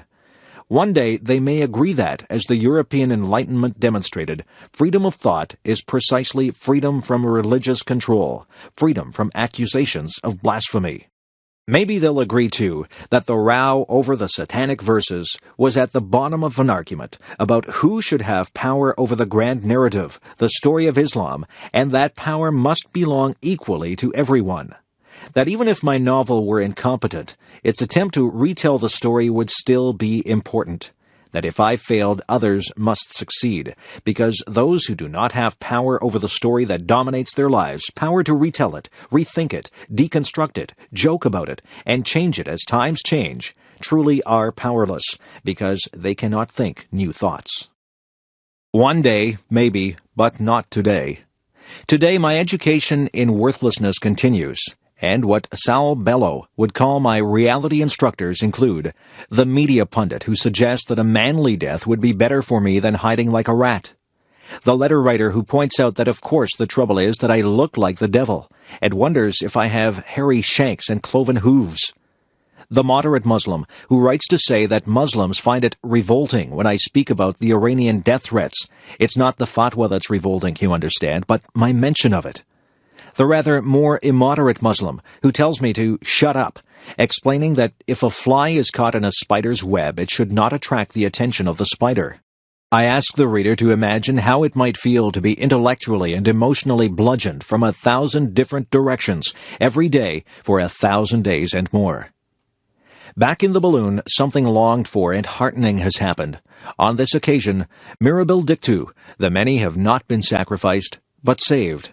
That is to say, my companions, the Western hostages, and the gold businessmen, have, by good fortune and the efforts of others, managed to descend safely to earth, and have been reunited with their families and friends, with their own free lives. I rejoice for them, and admire their courage, their resilience, and now I'm alone in the balloon. Surely I'll be safe now. Surely now the balloon will drop safely towards some nearby haven, and I too will be reunited with my life. Surely it's my turn now. But the balloon is over the chasm again, and it's still sinking. I realize that it's carrying a great deal of valuable freight, trading relations, armaments deals, the balance of power in the Gulf. These and other matters of great moment are weighing down the balloon. I hear voices suggesting that if I stay aboard, this precious cargo will be endangered. The national interest is being redefined. Am I being redefined out of it? Am I to be jettisoned after all? When Britain renewed relations with Iran at the United Nations in 1990, the senior British official in charge of the negotiations assured me in unambiguous language that something very substantial had been achieved on my behalf. The Iranians, laughing merrily, had secretly agreed to forget the fatwa. The diplomat put great stress on this cherry Iranian laughter. They would neither encourage nor allow their citizens, surrogates or proxies, to act against me. Oh, how I wanted to believe that. But in the year and a bit that followed, we saw the fatwa restated in Iran. The bounty money doubled. The book's Italian translator severely wounded. Its Japanese translator stabbed to death. there was news of an attempt to find and kill me by contract killers working directly for the Iranian government through its European embassies. Another such contract was successfully carried out in Paris, the victim being the harmless and aged ex-Prime Minister of Iran, Shapur Bakhtiar. It seems reasonable to deduce that the secret deal made at the United Nations hasn't worked. Dismayingly, however, the talk as I write is all of improving relations with Iran still further, while the Rushdie case is described as a side issue. Is this a balloon I'm in or the dustbin of history? Let me be clear, there is nothing I can do to break this impasse. The fatwa was politically motivated to begin with. It remains a breach of international law, and it can only be solved at the political level. To effect the release of the Western hostages in Lebanon, great levers were moved, great forces were brought into play. For Mr. Richter, 70 million in frozen Iraqi assets were thawed. What then is a novelist under terrorist attack worth? Despair murmurs once again, not a plug nickel. But I refuse to give in to despair. You may ask why I'm so sure there's nothing I can do to help myself out of this jam. At the end of 1990, dispirited and demoralized, feeling abandoned even then in consequence of the British government's decision to patch things up with Iran, and with my marriage at an end, I faced my deepest grief, my unquenchable sorrow at having been torn away from, cast out of, the cultures and societies from which I'd always drawn my strength and inspiration, that is, the broad community of British Asians and the broader community of Indian Muslims. I determined to make my peace with Islam, even at the cost of my pride. Those who were surprised and displeased by what I did perhaps failed to see that I was not some deracinated Uncle Tom Wog. To these people it was apparently incomprehensible that I should seek to make peace between the warring halves of the world, which were also the warring halves of my soul, and that I should seek to do so in a spirit of humility instead of the arrogance so often attributed to me. In good faith, I wrote, perhaps a way forward might be found through the mutual recognition of our mutual pain, but even moderate Muslims had trouble with this notion. What pain, they asked, could I possibly have suffered? What was I talking about? As a result, the really important conversations I had in this period were with myself. I said, Salman, you must send a message loud enough to be heard all over the world. You must make ordinary Muslims see that you aren't their enemy, and make the West understand a little more of the complexity of Muslim culture. It was my hope that Westerners might say, well, if he's the one in danger and yet he's willing to acknowledge the importance of his Muslim roots, then perhaps we ought to start thinking a little less stereotypically ourselves. No such luck, though. The message you send isn't always the one that's received. And I said to myself, admit it, Salman, the story of Islam has a deeper meaning for you than any of the other grand narratives. Of course, you're no mystic, mister, and when you wrote, I am not a Muslim, that's what you meant. No supernaturalism, no literalist orthodoxies, no formal rules for you.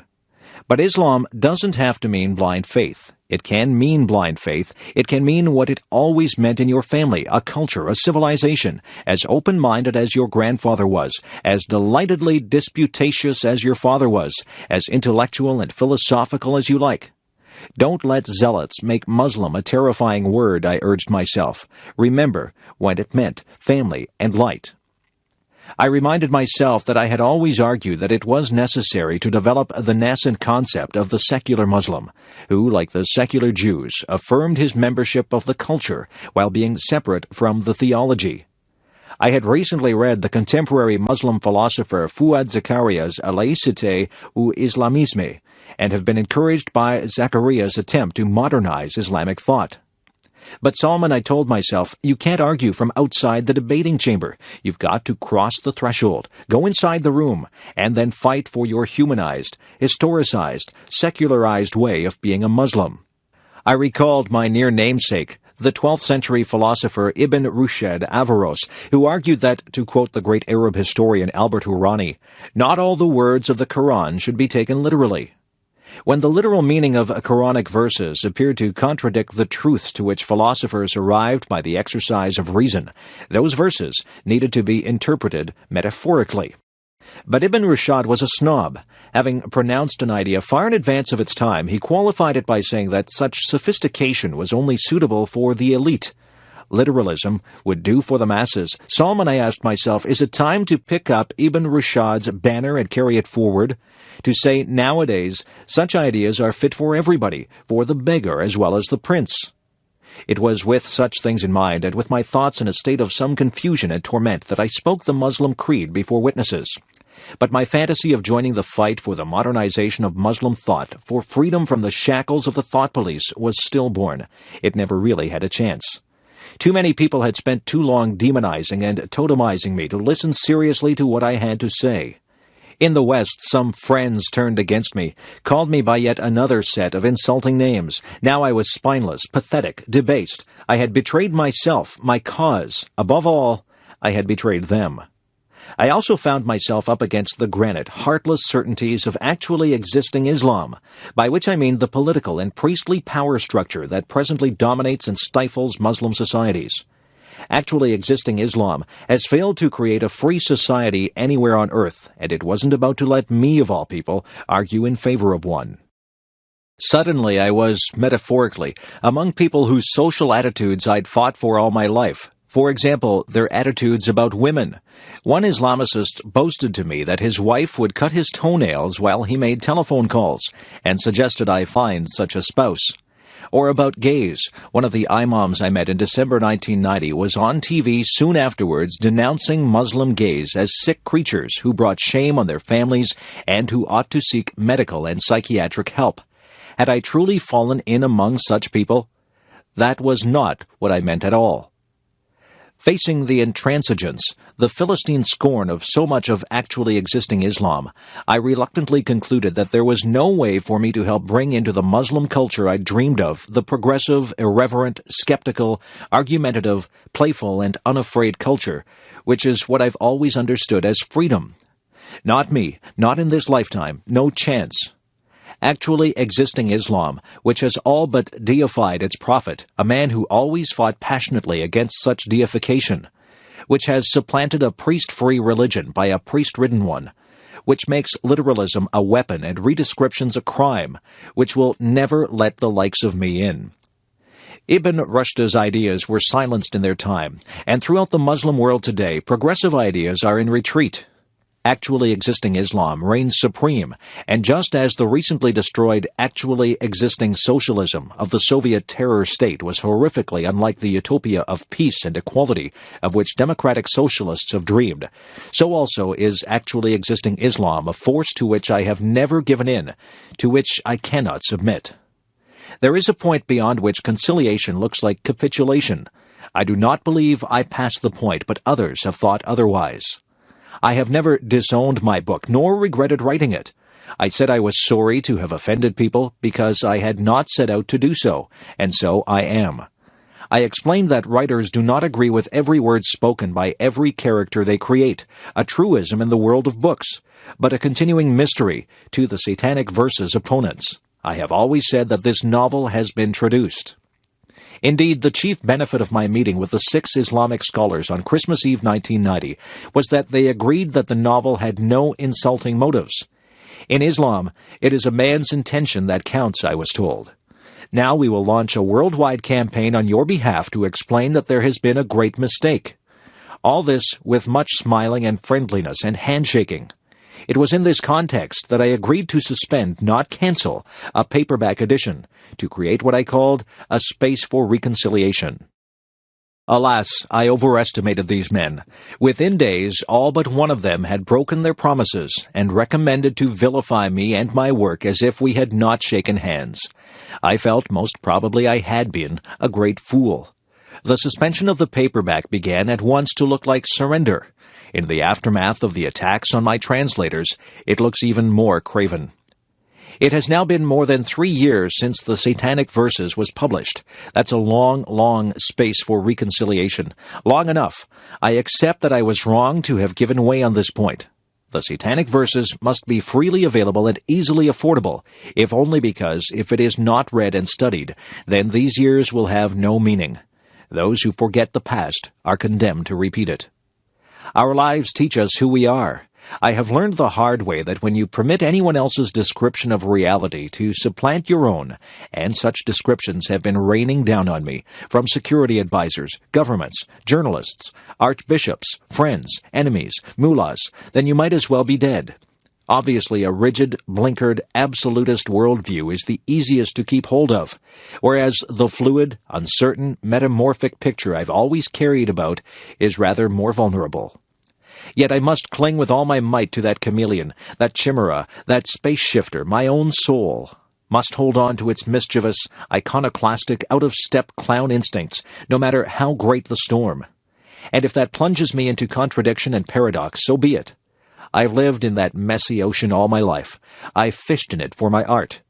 This turbulent sea was the sea outside my bedroom window in Bombay. It is the sea by which I was born, and which I carry within me wherever I go.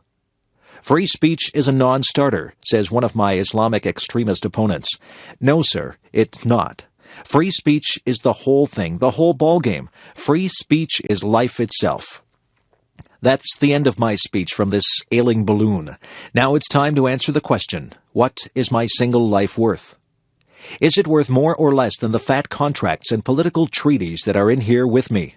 Is it worth more or less than good relations with a country which in April 1991 gave 800 women 74 lashes each for not wearing a veil, in which the 80-year-old writer Mariam Perouse is still in gaol and has been tortured, and whose foreign minister says, in response to criticism of his country's lamentable human rights record, international monitoring of the human rights situation in Iran should not continue indefinitely.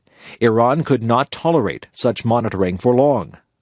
You must decide what you think a friend is worth to his friends, what you think a son is worth to his mother, or a father to his son.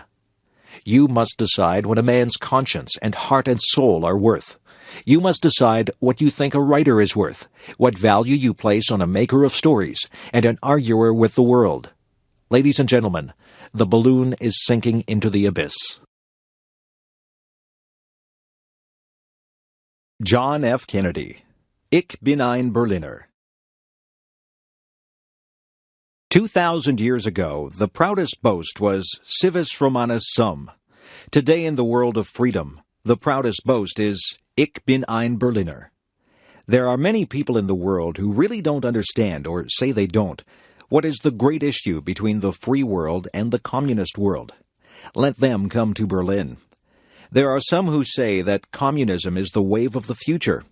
Let them come to Berlin. And there are some who say in Europe and elsewhere we can work with the communists. Let them come to Berlin. And there are even a few who say that it's true that communism is an evil system, but it permits us to make economic progress. Let them come to Berlin. Freedom has many difficulties, and democracy is not perfect. But we have never had to put up a wall to keep our people in, to prevent them from leaving us. I want to say on behalf of my countrymen who live many miles away on the other side of the Atlantic, who are far distant from you, that they take the greatest pride that they have been able to share with you, even from a distance, the story of the last 18 years. I know of no town, no city that has been besieged for 18 years that still lives with the vitality and the force and the hope and the determination of the city of West Berlin. While the wall is the most obvious and vivid demonstration of the failures of the communist system, all the world can see we take no satisfaction in it, for it is, as your mayor has said, an offense not only against history, but an offense against humanity, separating families, dividing husbands and wives and brothers and sisters, and dividing a people who wish to be joined together. What is true of this city is true of Germany. Real, lasting peace in Europe can never be assured as long as 1 German out of 4 is denied the elementary right of free men, and that is to make a free choice.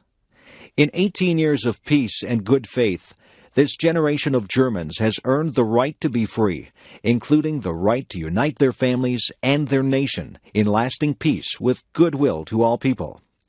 You live in a defended island of freedom, but your life is part of the main. So let me ask you as I close to lift your eyes beyond the dangers of today to the hopes of tomorrow, beyond the freedom merely of this city of Berlin and all your country of Germany, to the advance of freedom everywhere, beyond the wall to the day of peace with justice, beyond yourselves and ourselves to all mankind. Freedom is indivisible, and when one man is enslaved, who are free? When all are free, then we can look forward to that day when this city will be joined as one, and this country and this great continent of Europe, in a peaceful and hopeful globe. When that day finally comes, as it will, the people of West Berlin can take sober satisfaction in the fact that they were in the front lines for almost 2 decades. All free men, wherever they may live, are citizens of Berlin. And therefore, as a free man, I take pride in the words, Ich bin ein Berliner. Robert F. Kennedy, Speech after Assassination of Martin Luther King, Jr. I have bad news for you, for all of our fellow citizens, and people who love peace all over the world, and that is that Martin Luther King was shot and killed tonight. Martin Luther King dedicated his life to love and to justice for his fellow human beings, and he died because of that effort. In this difficult day, in this difficult time for the United States, it is perhaps well to ask what kind of a nation we are and what direction we want to move in. For those of you who are black, considering the evidence there evidently is that there were white people who were responsible, you can be filled with bitterness, with hatred, and a desire for revenge. We can move in that direction as a country, in great polarization, black people amongst black, white people amongst white, filled with hatred toward one another. Or we can make an effort, as Martin Luther King did, to understand and to comprehend, and to replace that violence, that stain of bloodshed that has spread across our land, with an effort to understand with compassion and love. For those of you who are black and are tempted to be filled with hatred and distrust at the injustice of such an act against all white people, I can only say that I feel in my own heart the same kind of feeling. I had a member of my family killed, but he was killed by a white man. But we have to make an effort in the United States. We have to make an effort to understand, to go beyond these rather difficult times. My favorite poet was Aeschylus. He wrote, "In our sleep, pain which cannot forget falls drop by drop upon the heart until in our own despair, against our will, comes wisdom through the awful grace of God." What we need in the United States is not division. What we need in the United States is not hatred. What we need in the United States is not violence or lawlessness, but love and wisdom and compassion toward one another, and a feeling of justice towards those who still suffer within our country, whether they be white or they be black. So I shall ask you tonight to return home, to say a prayer for the family of Martin Luther King. That's true. But more importantly, to say a prayer for our own country, which all of us love, a prayer for understanding and that compassion of which I spoke. We can do well in this country. We will have difficult times. We've had difficult times in the past. We will have difficult times in the future. It is not the end of violence. It is not the end of lawlessness. It is not the end of disorder. But the vast majority of white people and the vast majority of black people in this country want to live together, want to improve the quality of our life, and want justice for all human beings who abide in our land. Let us dedicate ourselves to what the Greeks wrote so many years ago, to tame the savageness of man, and to make gentle the life of this world. Let us dedicate ourselves to that, and say a prayer for our country and for our people. Edward Kennedy, speech at 1980 Democratic Party Convention. There were hard hours on our journey, and often we sailed against the wind. But always we kept our rudder true, and there were so many of you who stayed the course and shared our hope. You gave your help, but even more, you gave your hearts. Because of you, this has been a happy campaign. You welcomed Joan, me, and our family into your homes and neighborhoods, your churches, your campuses, your union halls. When I think back of all the miles and all the months and all the memories, I think of you. I recall the poet's words, and I say, what golden friends I have. Among you, my golden friends across the land, I have listened and learned. I have listened to Kenny Dubois, a glassblower from Charleston, West Virginia, who has 10 children to support but has lost his job after 35 years, just 3 years short of qualifying for his pension. I have listened to the grandmother in East Oakland who no longer has a phone to call her grandchildren because she gave it up to pay the rent on her small apartment. I have listened to young workers out of work, to students without tuition for college, and to families without the chance to own a home. I have seen the closed factories and the stalled assembly lines of Anderson, Indiana, and Southgate, California, and I have seen too many, far too many idle men and women desperate to work. I have seen too many, far too many working families desperate to protect the value of their wages from the ravages of inflation. Yet I have also sensed a yearning for new hope among the people in every state where I have been. And I have felt it in their handshakes, I saw it in their faces, and I shall never forget the mothers who carried children to our rallies. I shall always remember the elderly who have lived in an America of high purpose and who believe that it can all happen again. Tonight, in their name, I have come here to speak for them, and for their sake I ask you to stand with them. On their behalf, I ask you to restate and reaffirm the timeless truth of our party. I congratulate President Carter on his victory here. I am confident that the Democratic Party will reunite on the basis of democratic principles, and that together we will march towards a democratic victory in 1980. And someday, long after this convention, long after the signs come down, and the crowds stop cheering, and the bands stop playing, may it be said of our campaign that we kept the faith. May it be said of our party in 1980 that we found our faith again. And may it be said of us, both in dark passages and in bright days, in the words of Tennyson that my brothers quoted and loved, and that have special meaning for me now, I am a part of all that I have met. Though much is taken, much abides. That which we are, we are. One equal temper of heroic hearts, strong in will, to strive, to seek, to find, and not to yield. For me, a few hours ago, this campaign came to an end. For all those whose cares have been our concern, the work goes on, the cause endures, the hope still lives, and the dream shall never die. Abraham Lincoln, Gettysburg Address. 77 years ago, our fathers brought forth on this continent a new nation, conceived in liberty and dedicated to the proposition that all men are created equal. Now we are engaged in a great civil war, testing whether that nation or any nation so conceived and so dedicated can long endure. We are met on a great battlefield of that war. We have come to dedicate a portion of that field as a final resting place for those who here gave their lives that that nation might live. It is altogether fitting and proper that we should do this. But in a larger sense, we cannot dedicate, we cannot consecrate, we cannot hallow this ground. The brave men, living and dead, who struggled here have consecrated it far above our poor power to add or detract. The world will little note nor long remember what we say here, but it can never forget what they did here.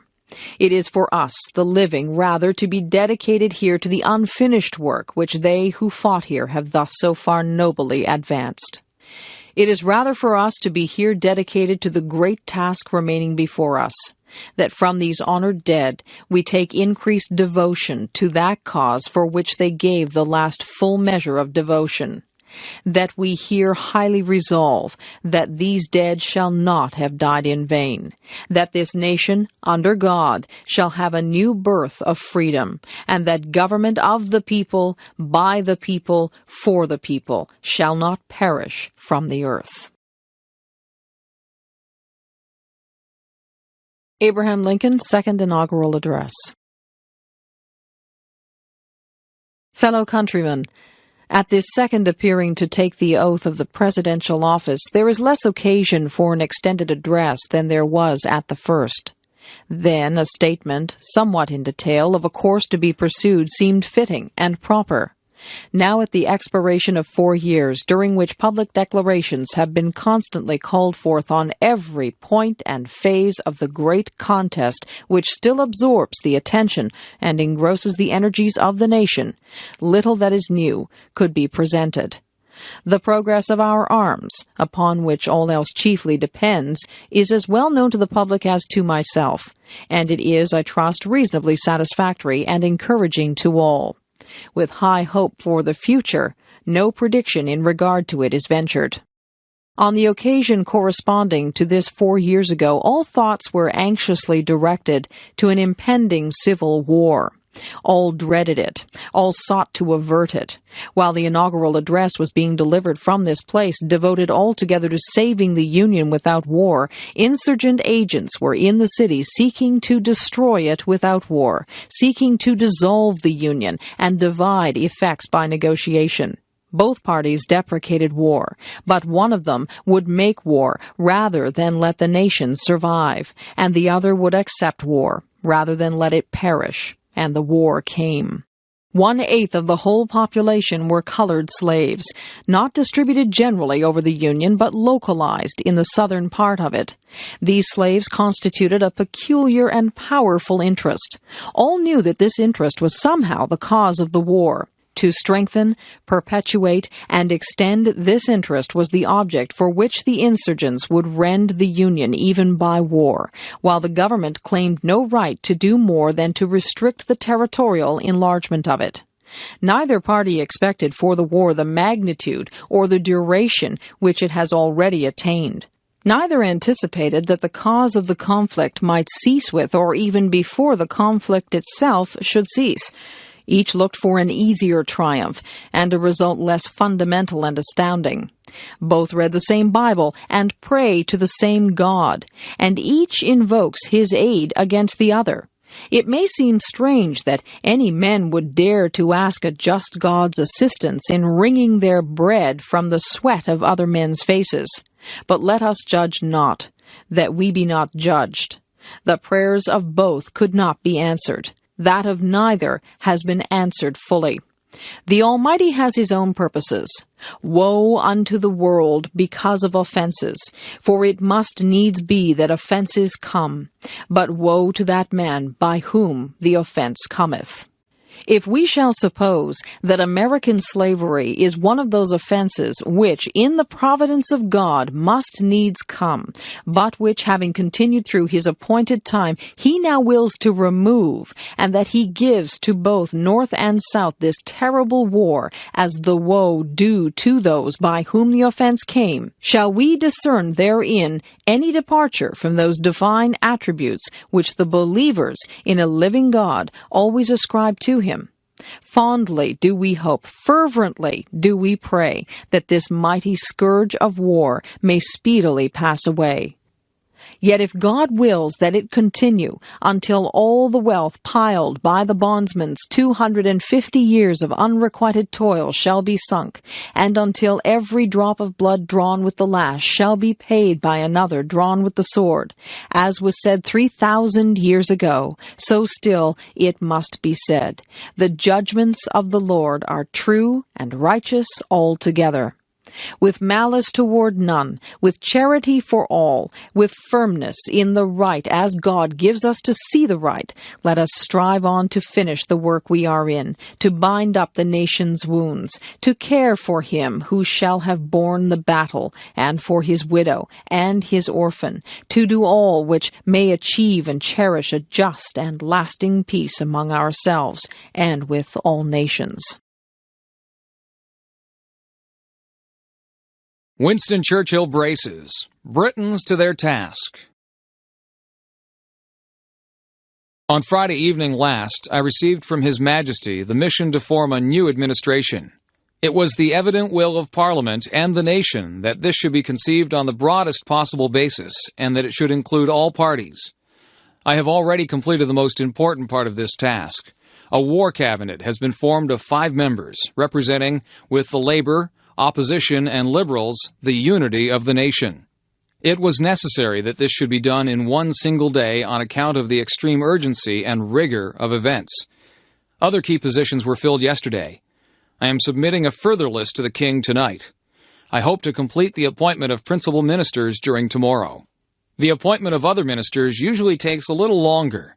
I trust when Parliament meets again, this part of my task will be completed and that the administration will be complete in all respects. I considered it in the public interest to suggest to the Speaker that the House should be summoned today. At the end of today's proceedings, the adjournment of the House will be proposed until May 21st, with provision for earlier meeting if need be. Business for that will be notified to MPs at the earliest opportunity. I now invite the House by a resolution to record its approval of the steps taken and declare its confidence in the new government. The resolution: that this House welcomes the formation of a government representing the united and inflexible resolve of the nation to prosecute the war with Germany to a victorious conclusion. To form an administration of this scale and complexity is a serious undertaking in itself. But we are in the preliminary phase of one of the greatest battles in history. We are in action at many other points, in Norway and in Holland, and we have to be prepared in the Mediterranean. The air battle is continuing, and many preparations have to be made here at home. In this crisis, I think I may be pardoned if I do not address the House at any length today, and I hope that any of my friends and colleagues or former colleagues who are affected by the political reconstruction will make all allowances for any lack of ceremony with which it has been necessary to act. I say to the House, as I said to ministers who have joined this government, I have nothing to offer but blood, toil, tears, and sweat. We have before us an ordeal of the most grievous kind. We have before us many, many months of struggle and suffering. You ask, what is our policy? I say it is to wage war by land, sea, and air. War with all our might and with all the strength God has given us, and to wage war against a monstrous tyranny never surpassed in the dark and lamentable catalogue of human crime. That is our policy. You ask, what is our aim? I can answer in one word. It is victory. Victory at all costs. Victory in spite of all terrors. Victory, however long and hard the road may be, for without victory, there is no survival. Let that be realized. No survival for the British Empire. No survival for all that the British Empire has stood for. No survival for the urge, the impulse of the ages, that mankind shall move forward toward his goal. I take up my task in buoyancy and hope. I feel sure that our cause will not be suffered to fail among men. I feel entitled at this juncture, at this time, to claim the aid of all and to say, come then, let us go forward together with our united strength. Lou Gehrig, Farewell Speech. Fans, for the past 2 weeks you've been reading about a bad break I got. Yet today I consider myself the luckiest man on the face of the earth. I have been in ballparks for 17 years and have never received anything but kindness and encouragement from you fans. Look at these grand men. Which of you wouldn't consider it the highlight of his career just to associate with them for even one day? Sure, I'm lucky. Who wouldn't consider it an honor to have known Jacob Ruppert, also the builder of baseball's greatest empire, Ed Barrow, to have spent 6 years with that wonderful little fellow Miller Huggins, then to have spent the next 9 years with that outstanding leader, that smart student of psychology, the best manager in baseball today, Joe McCarthy. Sure, I'm lucky. When the New York Giants, a team you would give your right arm to beat, and vice versa, send you a gift, that's something. When everybody down to the groundskeepers and those boys in white coats remember you with trophies, that's something. When you have a wonderful mother-in-law who takes sides with you and squabbles against her own daughter, that's something. When you have a father and mother who work all their lives so that you can have an education and build your body, it's a blessing. When you have a wife who has been a tower of strength and shown more courage than you dreamed existed, that's the finest I know. So I close in saying that I might have had a tough break, but I have an awful lot to live for. Ronald Reagan, Speech at Normandy. We're here to mark that day in history when the Allied peoples joined in battle to reclaim this continent to liberty. For 4 long years, much of Europe had been under a terrible shadow. Free nations had fallen. Jews cried out in the camps. Millions cried out for liberation. Europe was enslaved, and the world prayed for its rescue. Here in Normandy, the rescue began. Here, the Allies stood and fought against tyranny in a giant undertaking unparalleled in human history. We stand on a lonely, windswept point on the northern shore of France. The air is soft. But 40 years ago, at this moment, the air was dense with smoke and the cries of men, and the air was filled with the crack of rifle fire and the roar of cannon. At dawn, on the morning of the 6th of June, 1944, 225 Rangers jumped off the British landing craft and ran to the bottom of these cliffs. Their mission was one of the most difficult and daring of the invasion: to climb these sheer and desolate cliffs and to take out the enemy guns. The Allies had been told that some of the mightiest of these guns were here, and they would be trained on the beaches to stop the Allied advance. The Rangers looked up and saw the enemy soldiers at the edge of the cliffs, shooting down at them with machine guns and throwing grenades. And the American Rangers began to climb.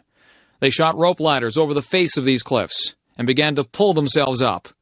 When one Ranger fell, another would take his place. When one rope was cut, a Ranger would grab another and begin his climb again. They climbed, shot back, and held their footing. Soon, one by one, the Rangers pulled themselves over the top, and in seizing the firm land at the top of these cliffs, they began to seize back the continent of Europe.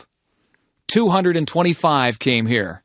After 2 days of fighting, only 90 could still bear arms.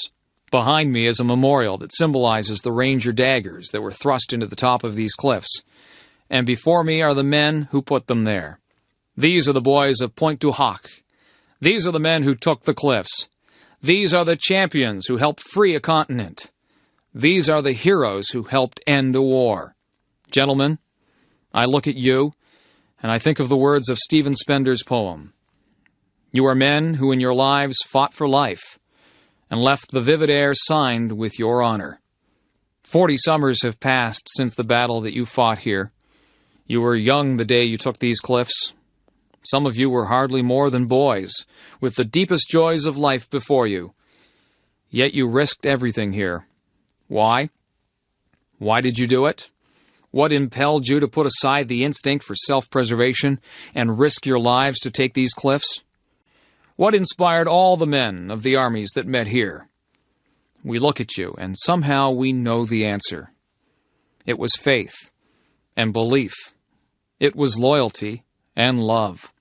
The men of Normandy had faith that what they were doing was right, faith that they fought for all humanity, faith that a just God would grant them mercy on this beachhead or on the next. It was the deep knowledge, and pray God we have not lost it, that there is a profound moral difference between the use of force for liberation and the use of force for conquest. You were here to liberate, not to conquer, and so you and those others did not doubt your cause, and you were right not to doubt. You all knew that some things are worth dying for. One's country is worth dying for, and democracy is worth dying for, because it's the most deeply honorable form of government ever devised by man. All of you loved liberty. All of you were willing to fight tyranny, and you knew the people of your countries were behind you. Takako Doi. The underpinnings of our lives is hope. If we have the smallest margin of hope, we can continue to exist. I believe what is sought from politics is to expand that hope even by the smallest margin. When we think of it, however, it seems politics has cast a shadow over people's hopes. I cannot ask help, but ask myself if there has ever been so much urgency embodied in the words, future of hope. However, even knowing the absolute destructive capacity of nuclear weapons, and having experienced its atrocity, mankind still has not been able to walk the road to the destruction of nuclear arms. To the contrary, Some countries see the retention of nuclear arms as the symbol of a national power. In the 21st century, we are going to gain richness with science and technology. Or will humanity be subjugated to science and technology? We will be faced with the choice of one or the other. I believe the advances of telecommunication technology will present us with similar choices in the future. 50 years after the war, the Japanese society is caught in a very perplexing stagnation. When I look back on the last 50 years of Japanese history, I am beset by the deepest soul-searching and painful frustration when I find that we Japanese have not been able to overcome our mistakes on our own volition. We still have not been able to reach a reconciliation with many of our Asian friends. Politicians should speak of the future, of ethics, and life. A discussion of hope should be based on fundamental principles. In particular, politicians must speak with children and young people and women if we are to retain hope for the future. Politicians must be accountable for their decisions, and they must also question the criteria in which their responsibility would be assessed. That is, why our enlightened forebears and predecessors who have translated ideals into reality continue to be respected and be a source of encouragement. Immanuel Kant wrote, "Truly lasting peace is not an empty ideal, but a challenge given to us. This challenge will be solved gradually, and we will eventually reach our goal. We must all share a firm resolve to realize our goals. The critical stimulus for that will be the recognition of human rights and coexistence. However, there are many problems that face us, but when we think of how we can respond to such difficulties and challenges, I question where we can place our starting point. It is at this fundamental question that the future of hope must be questioned. That is the question I entertain for myself, and which I believe has to be resolved." Prince Charles, Ugly Buildings.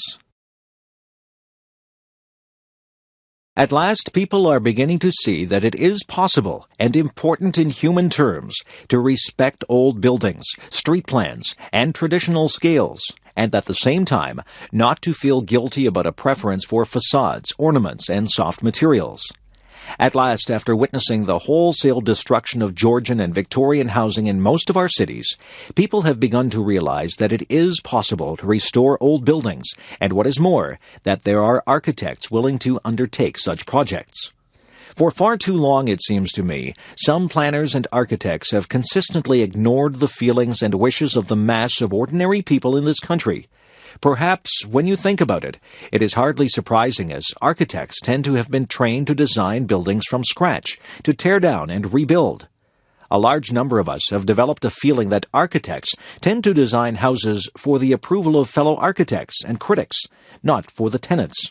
To be concerned about the way people live, about the environment they inhabit, and the kind of community that is created by that environment should surely be one of the prime requirements of a really good architect. It has been most encouraging to see the development of community architecture as a natural reaction to the policy of decanting people to new towns and overspill estates where the extended family patterns of support were destroyed and the community life was lost. Now, moreover, we are seeing the gradual expansion of housing cooperatives, particularly in the inner-city areas of Liverpool, where the tenants are able to work with an architect of their own who listens to their comments and their ideas and tries to design the kind of environment they want, rather than the kind which tends to be imposed upon them without any degree of choice. What I believe is important about community architecture is that it has shown ordinary people that their views are worth having, that architects and planners do not necessarily have the monopoly of knowing best about taste, style, and planning, that they need not be made to feel guilty or ignorant if their natural preference is for the more traditional designs, for a small garden, for courtyards, arches, and porches, and that there is a growing number of architects prepared to listen and to offer imaginative ideas. It would be a tragedy if the character and skyline of our capital city were to be further ruined, and St. Paul's dwarfed by yet another giant glass stump, better suited to downtown Chicago than the city of London. It is hard to imagine that London before the last war must have had one of the most beautiful skylines of any great city, if those who recall it are to be believed. Those who do say that the affinity between buildings and the earth, in spite of the city's immense size, was so close and organic that the houses looked almost as though they had grown out of the earth and had not been imposed upon it, grown, moreover, in such a way that as few trees as possible were thrust out of the way. Those who knew it then and loved it, as so many British love Venice without concrete stumps and glass towers, and those who can imagine what it was like, must associate with the sentiments in one of Aldous Huxley's earliest and most successful novels, Antic Hay, where the main character, an unsuccessful architect, reveals a model of London as Christopher Wren wanted to rebuild it after the Great Fire, and describes how Wren was so obsessed with the opportunity the fire gave the city to rebuild itself into a greater and more glorious vision. What, then, are we doing to our capital city now? What have we done to it since the bombing during the war? What are we shortly going to do to one of its most famous areas, Trafalgar Square? Instead of designing an extension to the elegant facade of the National Gallery which complements it and continues the concept of columns and domes, it looks as if we may be presented with a kind of vast municipal fire station, complete with the sort of tower that contains the siren. I would understand better this type of high-tech approach if you demolished the whole of Trafalgar Square and started again with a single architect responsible for the entire layout. But what is proposed is like a monstrous carbuncle on the face of a much-loved and elegant friend. Apart from anything else, it defeats me why anyone wishing to display the early Renaissance pictures belonging to the gallery should do so in a new gallery so manifestly at odds with the whole spirit of that age of astonishing proportion. Why can't we have those curves and arches that express feeling and design? What is wrong with them? Why has everything got to be vertical, straight, unbending, only at right angles, and functional? Richard Nixon, Farewell Speech. You are here to say goodbye to us, and we don't have a good word for it in English. The best is au revoir. We will see you again. Sure, we have done some things wrong in this administration, and the top man always takes the responsibility, and I have never ducked it. But I want to say one thing. We can be proud of it. 5.5 years. No man or no woman came into this administration and left it with more of this world's goods than when he came in. No man or no woman ever profited at the public expense or the public till. That tells something about you. Mistakes, yes, but for personal gain, never. You did what you believed in. Sometimes right, sometimes wrong. And I only wish that I were a wealthy man at the present time. I have got to find a way to pay my taxes, and if I were, I would like to recompense you for the sacrifices that all of you have made to serve in government. But you are getting something in government, and I want you to tell this to your children, and I hope the nation's children will hear it too. Something in government service that is far more important than money. It is a cause bigger than yourself. It is the cause of making this the greatest nation in the world, the leader of the world, because without our leadership, the world will know nothing but war, possibly starvation, or worse in the years ahead. With our leadership, it will know peace. It will know plenty. We think sometimes when things happen that don't go the right way, we think that when you don't pass the bar exam the first time, I happened to, but I was just lucky. I mean, my writing was so poor, the bar examiner said, "We have just got to let the guy through." We think that when someone dear to us dies, we think that when we lose an election, we think that when we suffer a defeat, that all is ended. Not true. It is only a beginning, always. The young must know it. The old must know it. It must always sustain us, because the greatness comes not when things go always good for you, but the greatness comes, and you are really tested, when you take some knocks, some disappointments, when sadness comes, because only if you have been in the deepest valley can you ever know how magnificent it is to be on the highest mountain. Edward Kennedy. You and I have stood together many times, but no time has been more important than this. The campaign that stretches before us now is a struggle for the souls and the future of America. For we are more than a political coalition, more than a collection of programs, more than the sum of our prospects and our strategy. Most of all, we are the trustees of a dream. 20 years ago, in 1968, we lost two of the most powerful voices of that dream. But they left us their vision, their values, and the hopes they awakened. In the countless millions of people whose hearts they touched, we remember them now to remind ourselves that the American journey is unfinished, that we stand for change in order to march again towards enduring ideals, that we do not have to settle for things as they are. Martin Luther King Jr. told us something we need to hear anew. He said, "We are now faced with the fact that tomorrow is today. We are confronted with the fierce urgency of now in the unfolding life and history. There is such a thing as being too late." And Dr. King also said, "We must work unceasingly to lift this nation to a higher destiny, to a new plateau of compassion." And in that time, there was another voice, only briefly heard, but whose words too have outlasted all the loss in years. Robert Kennedy said, "Each time a man stands up for an ideal, or acts to improve the lot of others, or strikes out against injustice, he sends forth a tiny ripple of hope, and crossing each other from a million different centers of energy and daring, those ripples build a current that can sweep down the mightiest walls of oppression and resistance." He was my brother. But he and Dr. King were also in the deepest sense brothers to us all. These two, these valiant two, lived for the same dream and were gone only months apart. And if they were here with us 2 decades later, I think I know what they would say. Now is the time. Some men see things as they are and say, "Why?" We dream things that never were and say, "Why not?" Now is the time. King Edward VIII. At long last, I am able to say a few words of my own. I have never wanted to withhold anything, but until now, it has not been constitutionally possible for me to speak. A few hours ago, I discharged my last duty as King and Emperor, and now that I have been succeeded by my brother, the Duke of York, my first words must be to declare my allegiance to him. This I do with all my heart. You all know the reasons which have impelled me to renounce the throne. But I want you to understand that in making up my mind, I did not forget the country or the empire, which as Prince of Wales, and lately as King, I have for 25 years tried to serve. But you must believe me when I tell you that I have found it impossible to carry the heavy burden of responsibility and to discharge my duties as King as I would wish to do without the help and support of the woman I love. And I want you to know that the decision I have made has been mine, and mine alone.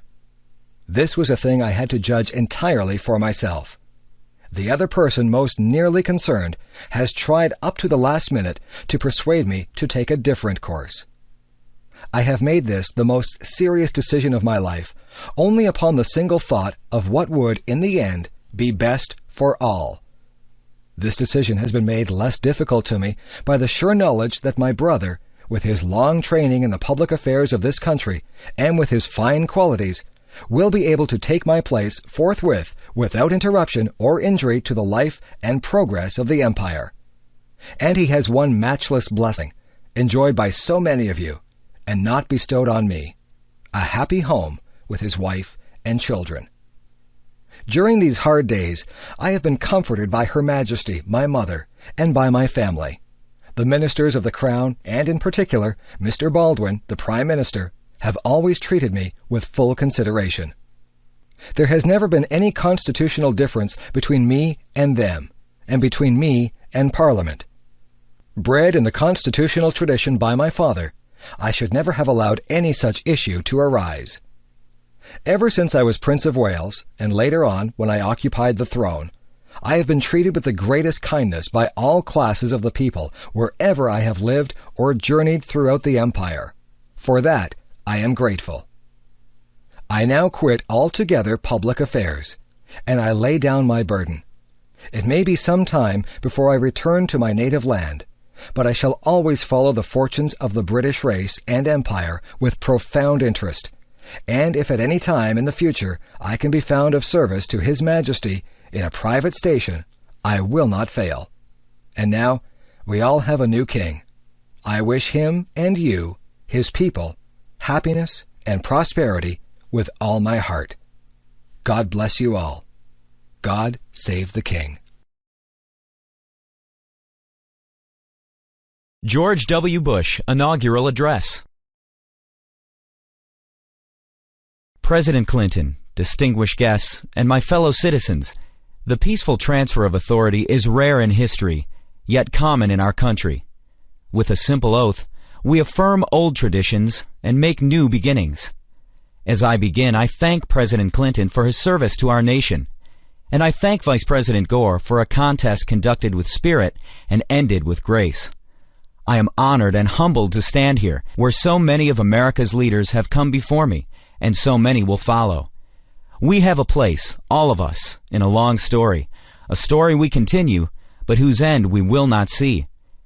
It is the story of a new world that became a friend and liberator of the old, a story of a slave-holding society that became a servant of freedom, the story of a power that went into the world to protect but not possess, to defend but not to conquer.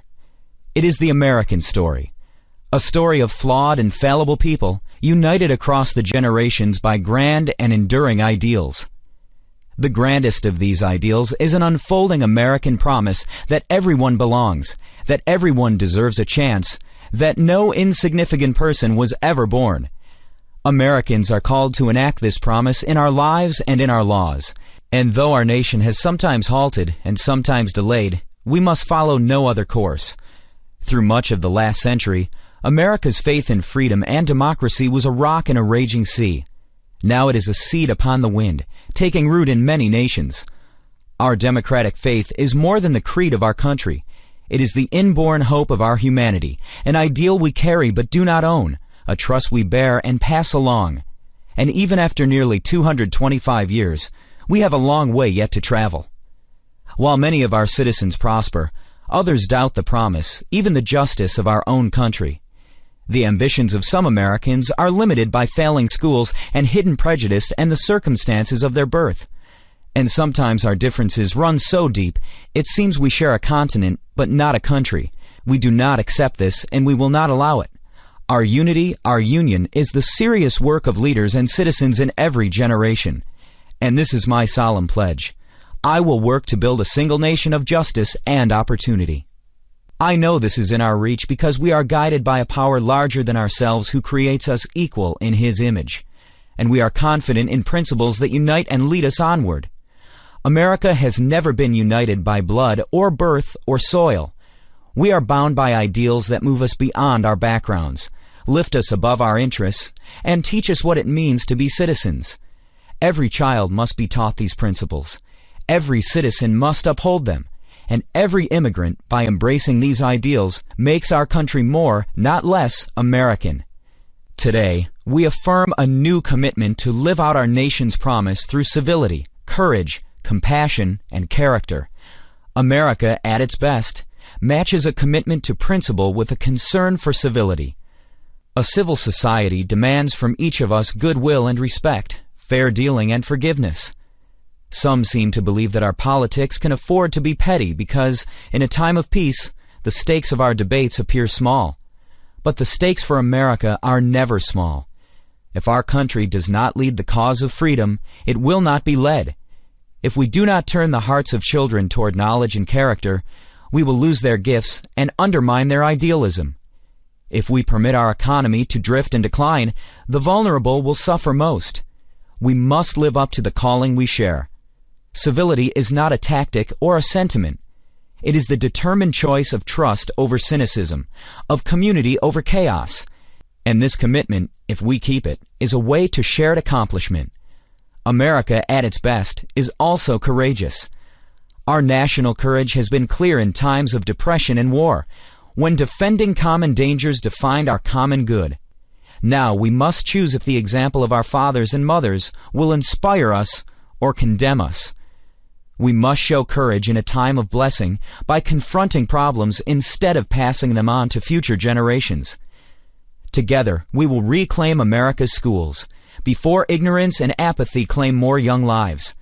We will reform Social Security and Medicare, sparing our children from struggles we have the power to prevent.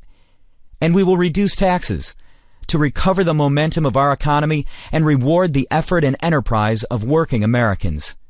We will build our defenses beyond challenge, lest weakness invite challenge. We will confront weapons of mass destruction so that a new century is spared new horrors. The enemies of liberty in our country should make no mistake. America remains engaged in the world by history and by choice, shaping a balance of power that favors freedom. We will defend our allies and our interests. We will show purpose without arrogance. We will meet aggression and bad faith with resolve and strength. And to all nations, we will speak for the values that gave our nation birth. America at its best is compassionate. In the quiet of American conscience, we know that deep, persistent poverty is unworthy of our nation's promise. And whatever our views of its cause, we can agree that children at risk are not at fault. Abandonment and abuse are not acts of God. They are failures of love. And the proliferation of prisons, however necessary, is no substitute for hope and order in our souls. Where there is suffering, there is duty. Americans in need are not strangers. They are citizens, not problems, but priorities. And all of us are diminished when any are hopeless. Government has great responsibilities for public safety and public health, for civil rights and common schools. Yet compassion is the work of a nation, not just a government. And some needs and hurts are so deep, they will only respond to a mentor's touch or a pastor's prayer. Church and charity, synagogue and mosque lend our communities their humanity, and they will have an honored place in our plans and in our laws. Many in our country do not know the pain of poverty, but we can listen to those who do. And I can pledge our nation to a goal. When we see that wounded traveler on the road to Jericho, we will not pass to the other side. America at its best is a place where personal responsibility is valued and expected. Encouraging responsibility is not a search for scapegoats. It is a call to conscience. And though it requires sacrifice, it brings a deeper fulfillment. We find the fullness of life not only in options but in commitments, and we find that children and community are the commitments that set us free. Our public interest depends on private character, on civic duty and family bonds and basic fairness, on uncounted, unhonored acts of decency which give direction to our freedom. Sometimes in life we are called to do great things, but as a saint of our times has said, every day we are called to do small things with great love. The most important tasks of a democracy are done by everyone. I will live and lead by these principles, to advance my convictions with civility, to pursue the public interest with courage, to speak for greater justice and compassion, to call for responsibility, and try to live it as well. In all these ways, I will bring the values of our history to the care of our times. What you do is as important as anything government does. I ask you to seek a common good beyond your comfort, to defend needed reforms against easy attacks, to serve your nation beginning with your neighbor. I ask you to be citizens. Citizens, not spectators. Citizens, not subjects. Responsible citizens, building communities of service and a nation of character. Americans are generous and strong and decent, not because we believe in ourselves, but because we hold beliefs beyond ourselves. When this spirit of citizenship is missing, no government program can replace it. When this spirit is present, no wrong can stand against it. After the Declaration of Independence was signed, Virginia statesman John Page wrote to Thomas Jefferson, "We know the race is not to the swift nor the battle to the strong. Do you not think an angel rides in the whirlwind and directs this storm?" Much time has passed since Jefferson arrived for his inauguration. The years and changes accumulate.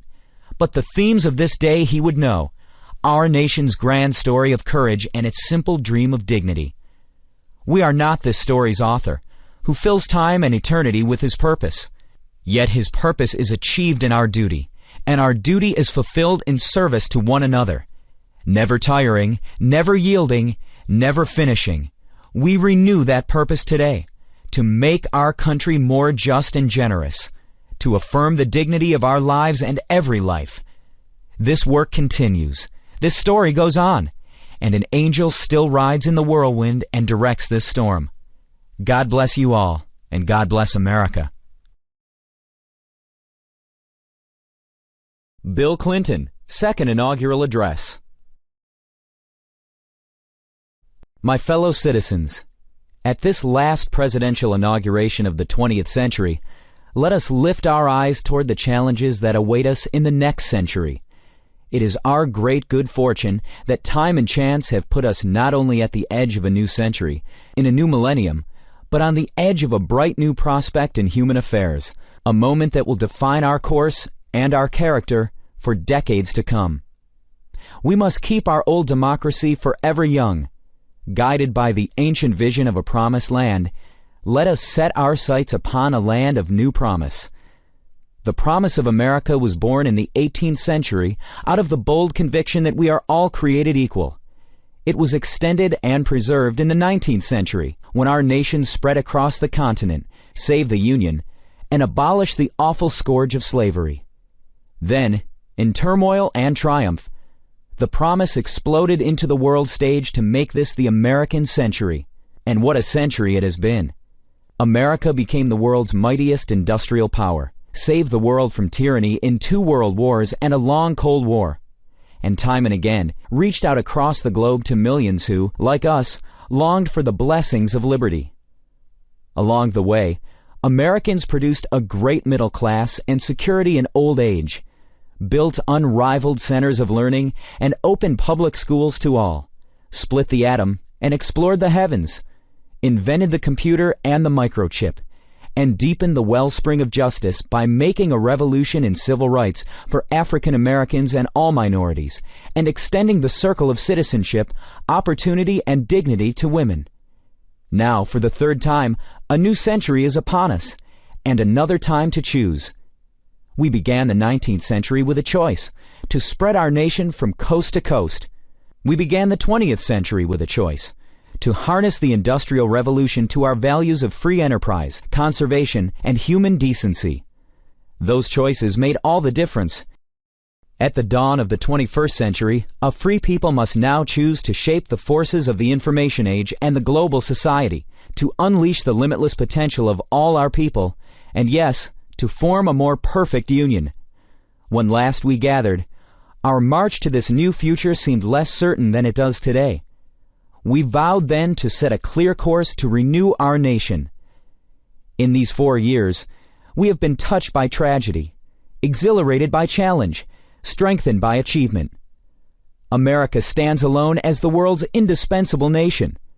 Once again, our economy is the strongest on earth.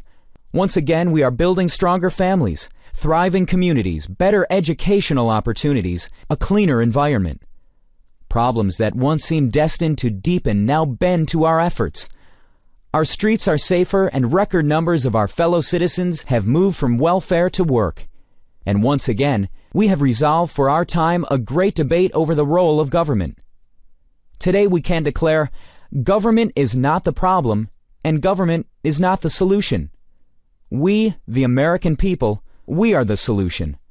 Our founders understood that well and gave us a democracy strong enough to endure for centuries, flexible enough to face our common challenges and advance our common dreams in each new day. As times change, so government must change. We need a new government for a new century, humble enough not to try to solve our problems for us, but strong enough to give us the tools to solve our problems for ourselves. A government that is smaller, lives within its means, and does more with less. Yet where it can stand up for our values and interests in the world, and where it can give Americans the power to make a real difference in their everyday lives, government should do more, not less. The preeminent mission of our new government is to give all Americans an opportunity, not a guarantee, but a real opportunity to build better lives. Beyond that, my fellow citizens, the future is up to us. Our founders taught us that the preservation of our liberty and our union depends upon responsible citizenship. And we need a new sense of responsibility for a new century. There is work to do, work that government alone cannot do. Teaching children to read, hiring people off welfare rolls, coming out from behind locked doors and shuttered windows to help reclaim our streets from drugs and gangs and crime, taking time out of our own lives to serve others. Each and every one of us, in our own way, must assume personal responsibility, not only for ourselves and our families, but for our neighbors and our nation. Our greatest responsibility is to embrace a new spirit of community for a new century. For any one of us to succeed, we must succeed as one America. The challenge of our past remains the challenge of our future. Will we become one nation, one people, with one common destiny or not? Will we all come together or come apart?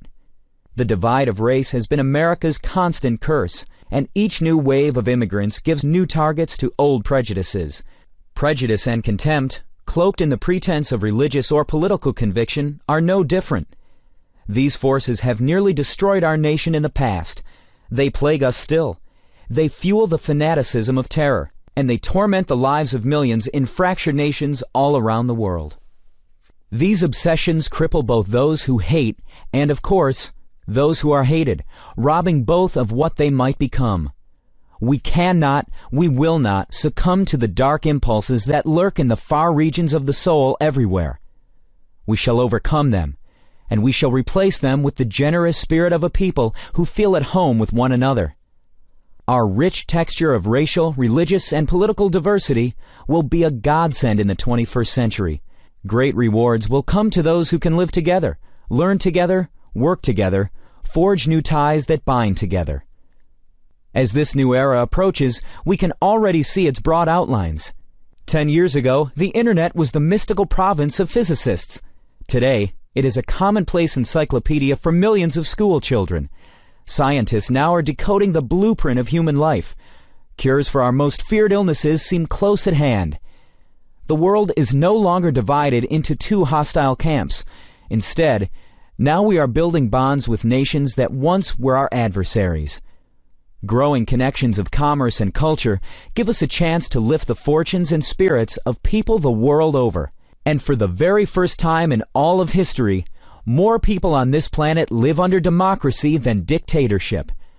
My fellow Americans, as we look back at this remarkable century, we may ask, can we hope not just to follow, but even to surpass the achievements of the 20th century in America and to avoid the awful bloodshed that stained its legacy?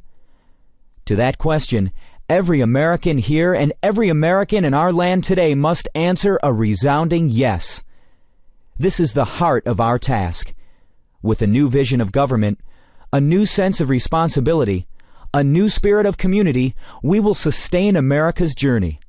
The promise we sought in a new land, we will find again in a land of new promise. In this new land, education will be every citizen's most prized possession.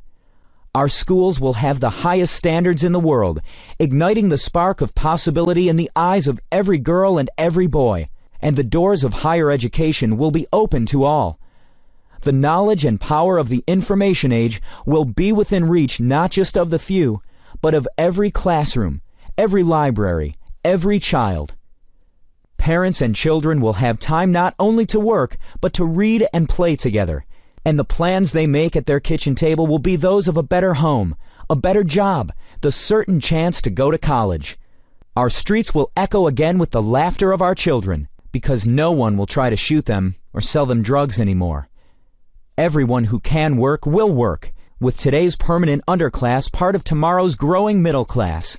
New miracles of medicine at last will reach not only those who can claim care now, but the children and hard-working families too long denied. We will stand mighty for peace and freedom, and maintain a strong defense against terror and destruction. Our children will sleep free from the threat of nuclear, chemical, or biological weapons. Ports and airports, farms and factories will thrive with trade and innovation and ideas. And the world's greatest democracy will lead a whole world of democracies. Our land of new promise will be a nation that meets its obligations, a nation that balances its budget, but never loses the balance of its values. A nation where our grandparents have secure retirement and health care, and their grandchildren know we have made the reforms necessary to sustain those benefits for their time. A nation that fortifies the world's most productive economy, even as it protects the great natural bounty of our water, air, and majestic land. And in this land of new promise, we will have reformed our politics so that the voice of the people will always speak louder than the din of narrow interests, regaining the participation and deserving the trust of all Americans. Fellow citizens, let us build that America, a nation ever moving forward toward realizing the full potential of all its citizens. Prosperity and power. Yes, they are important, and we must maintain them. But let us never forget, the greatest progress we have made, and the greatest progress we have yet to make, is in the human heart.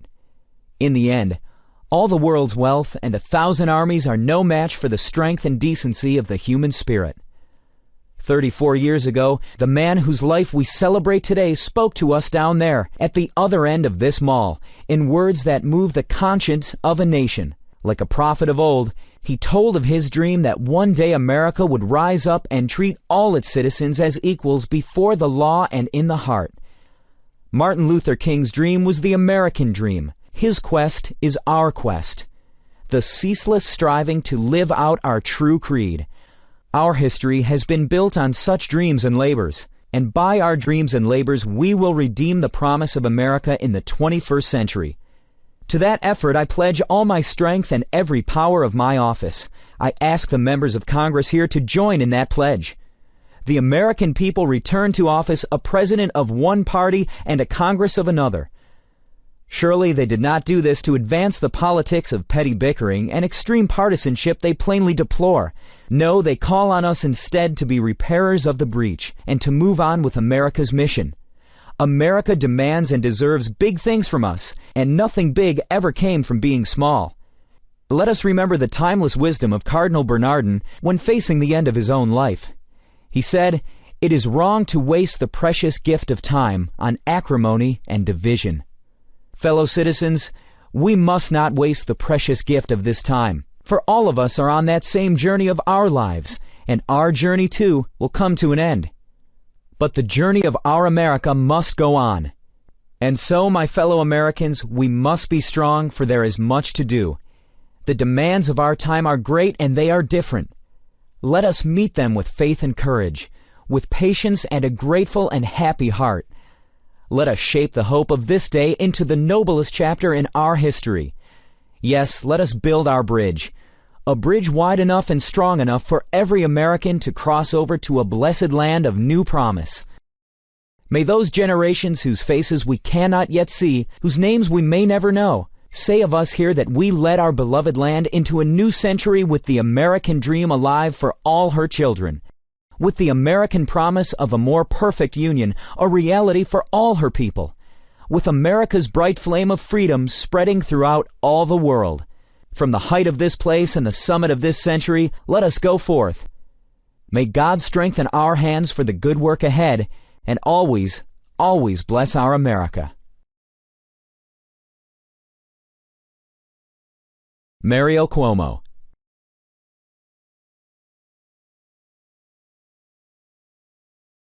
"10 days ago, President Reagan admitted that although some people in this country seem to be doing well nowadays, others were unhappy and even worried about themselves, their families, and their futures.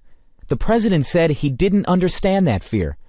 He said, 'Why, this country is a shining city on a hill.' The president is right. In many ways, we are a shining city on a hill. But the hard truth is that not everyone is sharing in this city's splendor and glory.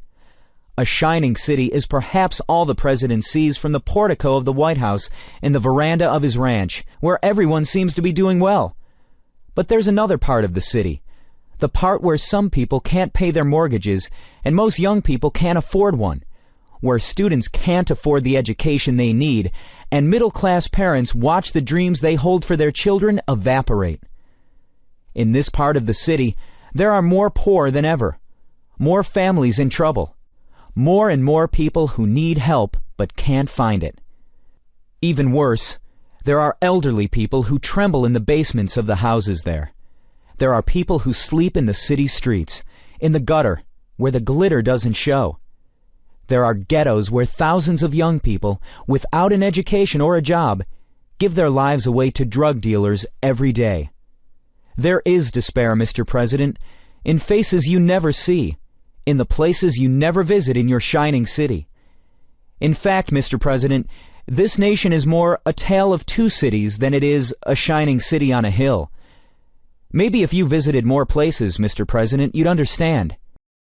Maybe if you went to Appalachia, where some people still live in sheds, and to Lackawanna, where thousands of unemployed steelworkers wonder why we subsidized foreign steel while we surrender their dignity to unemployment and to welfare checks. Maybe if you stepped into a shelter in Chicago and talked with some of the homeless there. Maybe, Mr. President, if you asked a woman who'd been denied the help she needs to feed her children because you say we need the money to give a tax break to a millionaire or to build a missile we can't even afford to use. Maybe then you'd understand. Maybe, Mr. President, but I'm afraid not. Because the truth is, this is how we were warned it would be. President Reagan told us from the beginning that he believed in a kind of social Darwinism, survival of the fittest. Government can't do everything, we were told, so it should settle for taking care of the strong and hope that economic ambition and charity will do the rest. Make the rich richer, and what falls from their table will be enough for the middle class and those trying to make it into the middle class. The Republicans called it trickle-down when Hoover tried it. Now they call it supply side. It is the same shining city for those relative few who are lucky enough to live in its good neighborhoods. But for the people who are excluded, locked out, all they can do is stare from a distance at that city's glimmering towers. It's an old story, as old as our history. The difference between Democrats and the Republicans has always been measured in courage and confidence. The Republicans believe the wagon train will not make it to the frontier unless some of our old, some of our young, and some of our weak are left behind by the side of the trail. The strong will inherit the land. We Democrats believe that we can make it all the way with the whole family intact. We have, more than once. Ever since Franklin Roosevelt lifted himself from his wheelchair to lift this nation from its knees, wagon train after wagon train. To new frontiers of education, housing, peace, the whole family aboard, constantly reaching out to extend and enlarge that family, lifting them up into the wagon on the way. Blacks and Hispanics, people of every ethnic group, and Native Americans, all those struggling to build their families and claim some small share of America. For nearly 50 years, we carried them to new levels of comfort, security, dignity, even affluence. Some of us are in this room today only because this nation had that confidence. It would be wrong to forget that. So we are here at this convention to remind ourselves where we come from and to claim the future for ourselves and for our children. Today, our great Democratic Party, which has saved this nation from depression, from fascism, from racism, from corruption, is called upon to do it again. This time to save the nation from confusion and division, from the threat of eventual fiscal disaster, and most of all from a fear of a nuclear holocaust. We must win this case on the merits. We must get the American public to look past the glitter, beyond the showmanship, to reality, to the hard substance of things. And we will do that not so much with speeches that sound good, as with speeches that are good and sound. We must make the American people hear our tale of two cities. We must convince them that we don't have to settle for two cities, that we can have one city, indivisible, shining for all its people. To succeed, we will have to surrender small parts of our individual interests, to build a platform we can all stand on, at once, comfortably, proudly singing out the truth for the nation to hear, in chorus, its logic so clear and commanding that no slick commercial, no amount of geniality, no martial music will be able to muffle it. We Democrats must unite so that the entire nation can. Surely the Republicans won't bring the convention together. Their policies divide the nation into the lucky and the left out, the royalty and the rabble. The Republicans are willing to treat that division as victory. They would cut this nation in half, into those temporarily better off and those worse off than before, and call it recovery. We should not be embarrassed or dismayed if the process of unifying is difficult, even at times wrenching. Unlike any other party, we embrace men and women of every color, every creed, every orientation, every economic class. In our family are gathered everyone from the abject poor of Essex County in New York to the enlightened affluent of the Gold Coast of both ends of our nation. And in between is the heart of our constituency, the middle class, the people not rich enough to be worry-free, but not poor enough to be on welfare, those who work for a living because they have to, white collar and blue collar, young professionals, men and women in small business desperate for the capital and contracts they need to prove their worth. We speak for the minorities who have not yet entered the mainstream, for ethnics who want to add their culture to the mosaic that is America, for women indignant that we refuse to etch into our governmental commandments the simple rule, "Thou shalt not sin against equality," a commandment so obvious it can be spelled in 3 letters, ERA. For young people demanding an education and a future. For senior citizens terrorized by the idea that their only security, their social security, is being threatened. For millions of reasoning people fighting to preserve the environment from greed and stupidity, and fighting to preserve our very existence from a macho intransigence that refuses to make intelligent attempts to discuss the possibility of nuclear holocaust with our enemy. Refusing because they believe we can pile missiles so high that they will pierce the clouds and the sight of them will frighten our enemies into submission. That struggle to live with dignity is the real story of the shining city. It's a story I didn't read in a book or learn in a classroom. I saw it and lived it like many of you. I watched a small man with thick calluses on both hands work 15 and 16 hours a day. I saw him once literally bleed from the bottoms of his feet, a man who came here uneducated, alone, unable to speak the language, who taught me all I needed to know about faith and hard work by the simple eloquence of his example. I learned about our kind of democracy from my father. I learned about our obligation to each other from him and from my mother. They asked only for a chance to work and to make the world better for their children and to be protected in those moments when they would not be able to protect themselves. This nation and its government did that for them.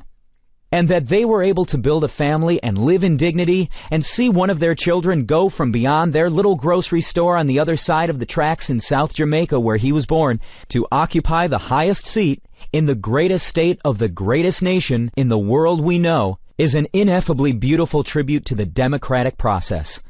We Democrats still have a dream. We still believe in this nation's future. And this is our answer, our credo. We believe in only the government we need, but we insist on all the government we need. We believe in a government characterized by fairness and reasonableness, a reasonableness that goes beyond labels, that doesn't distort or promise to do what it knows it can't do. A government strong enough to use the words love and compassion, and smart enough to convert our noblest aspirations into practical realities.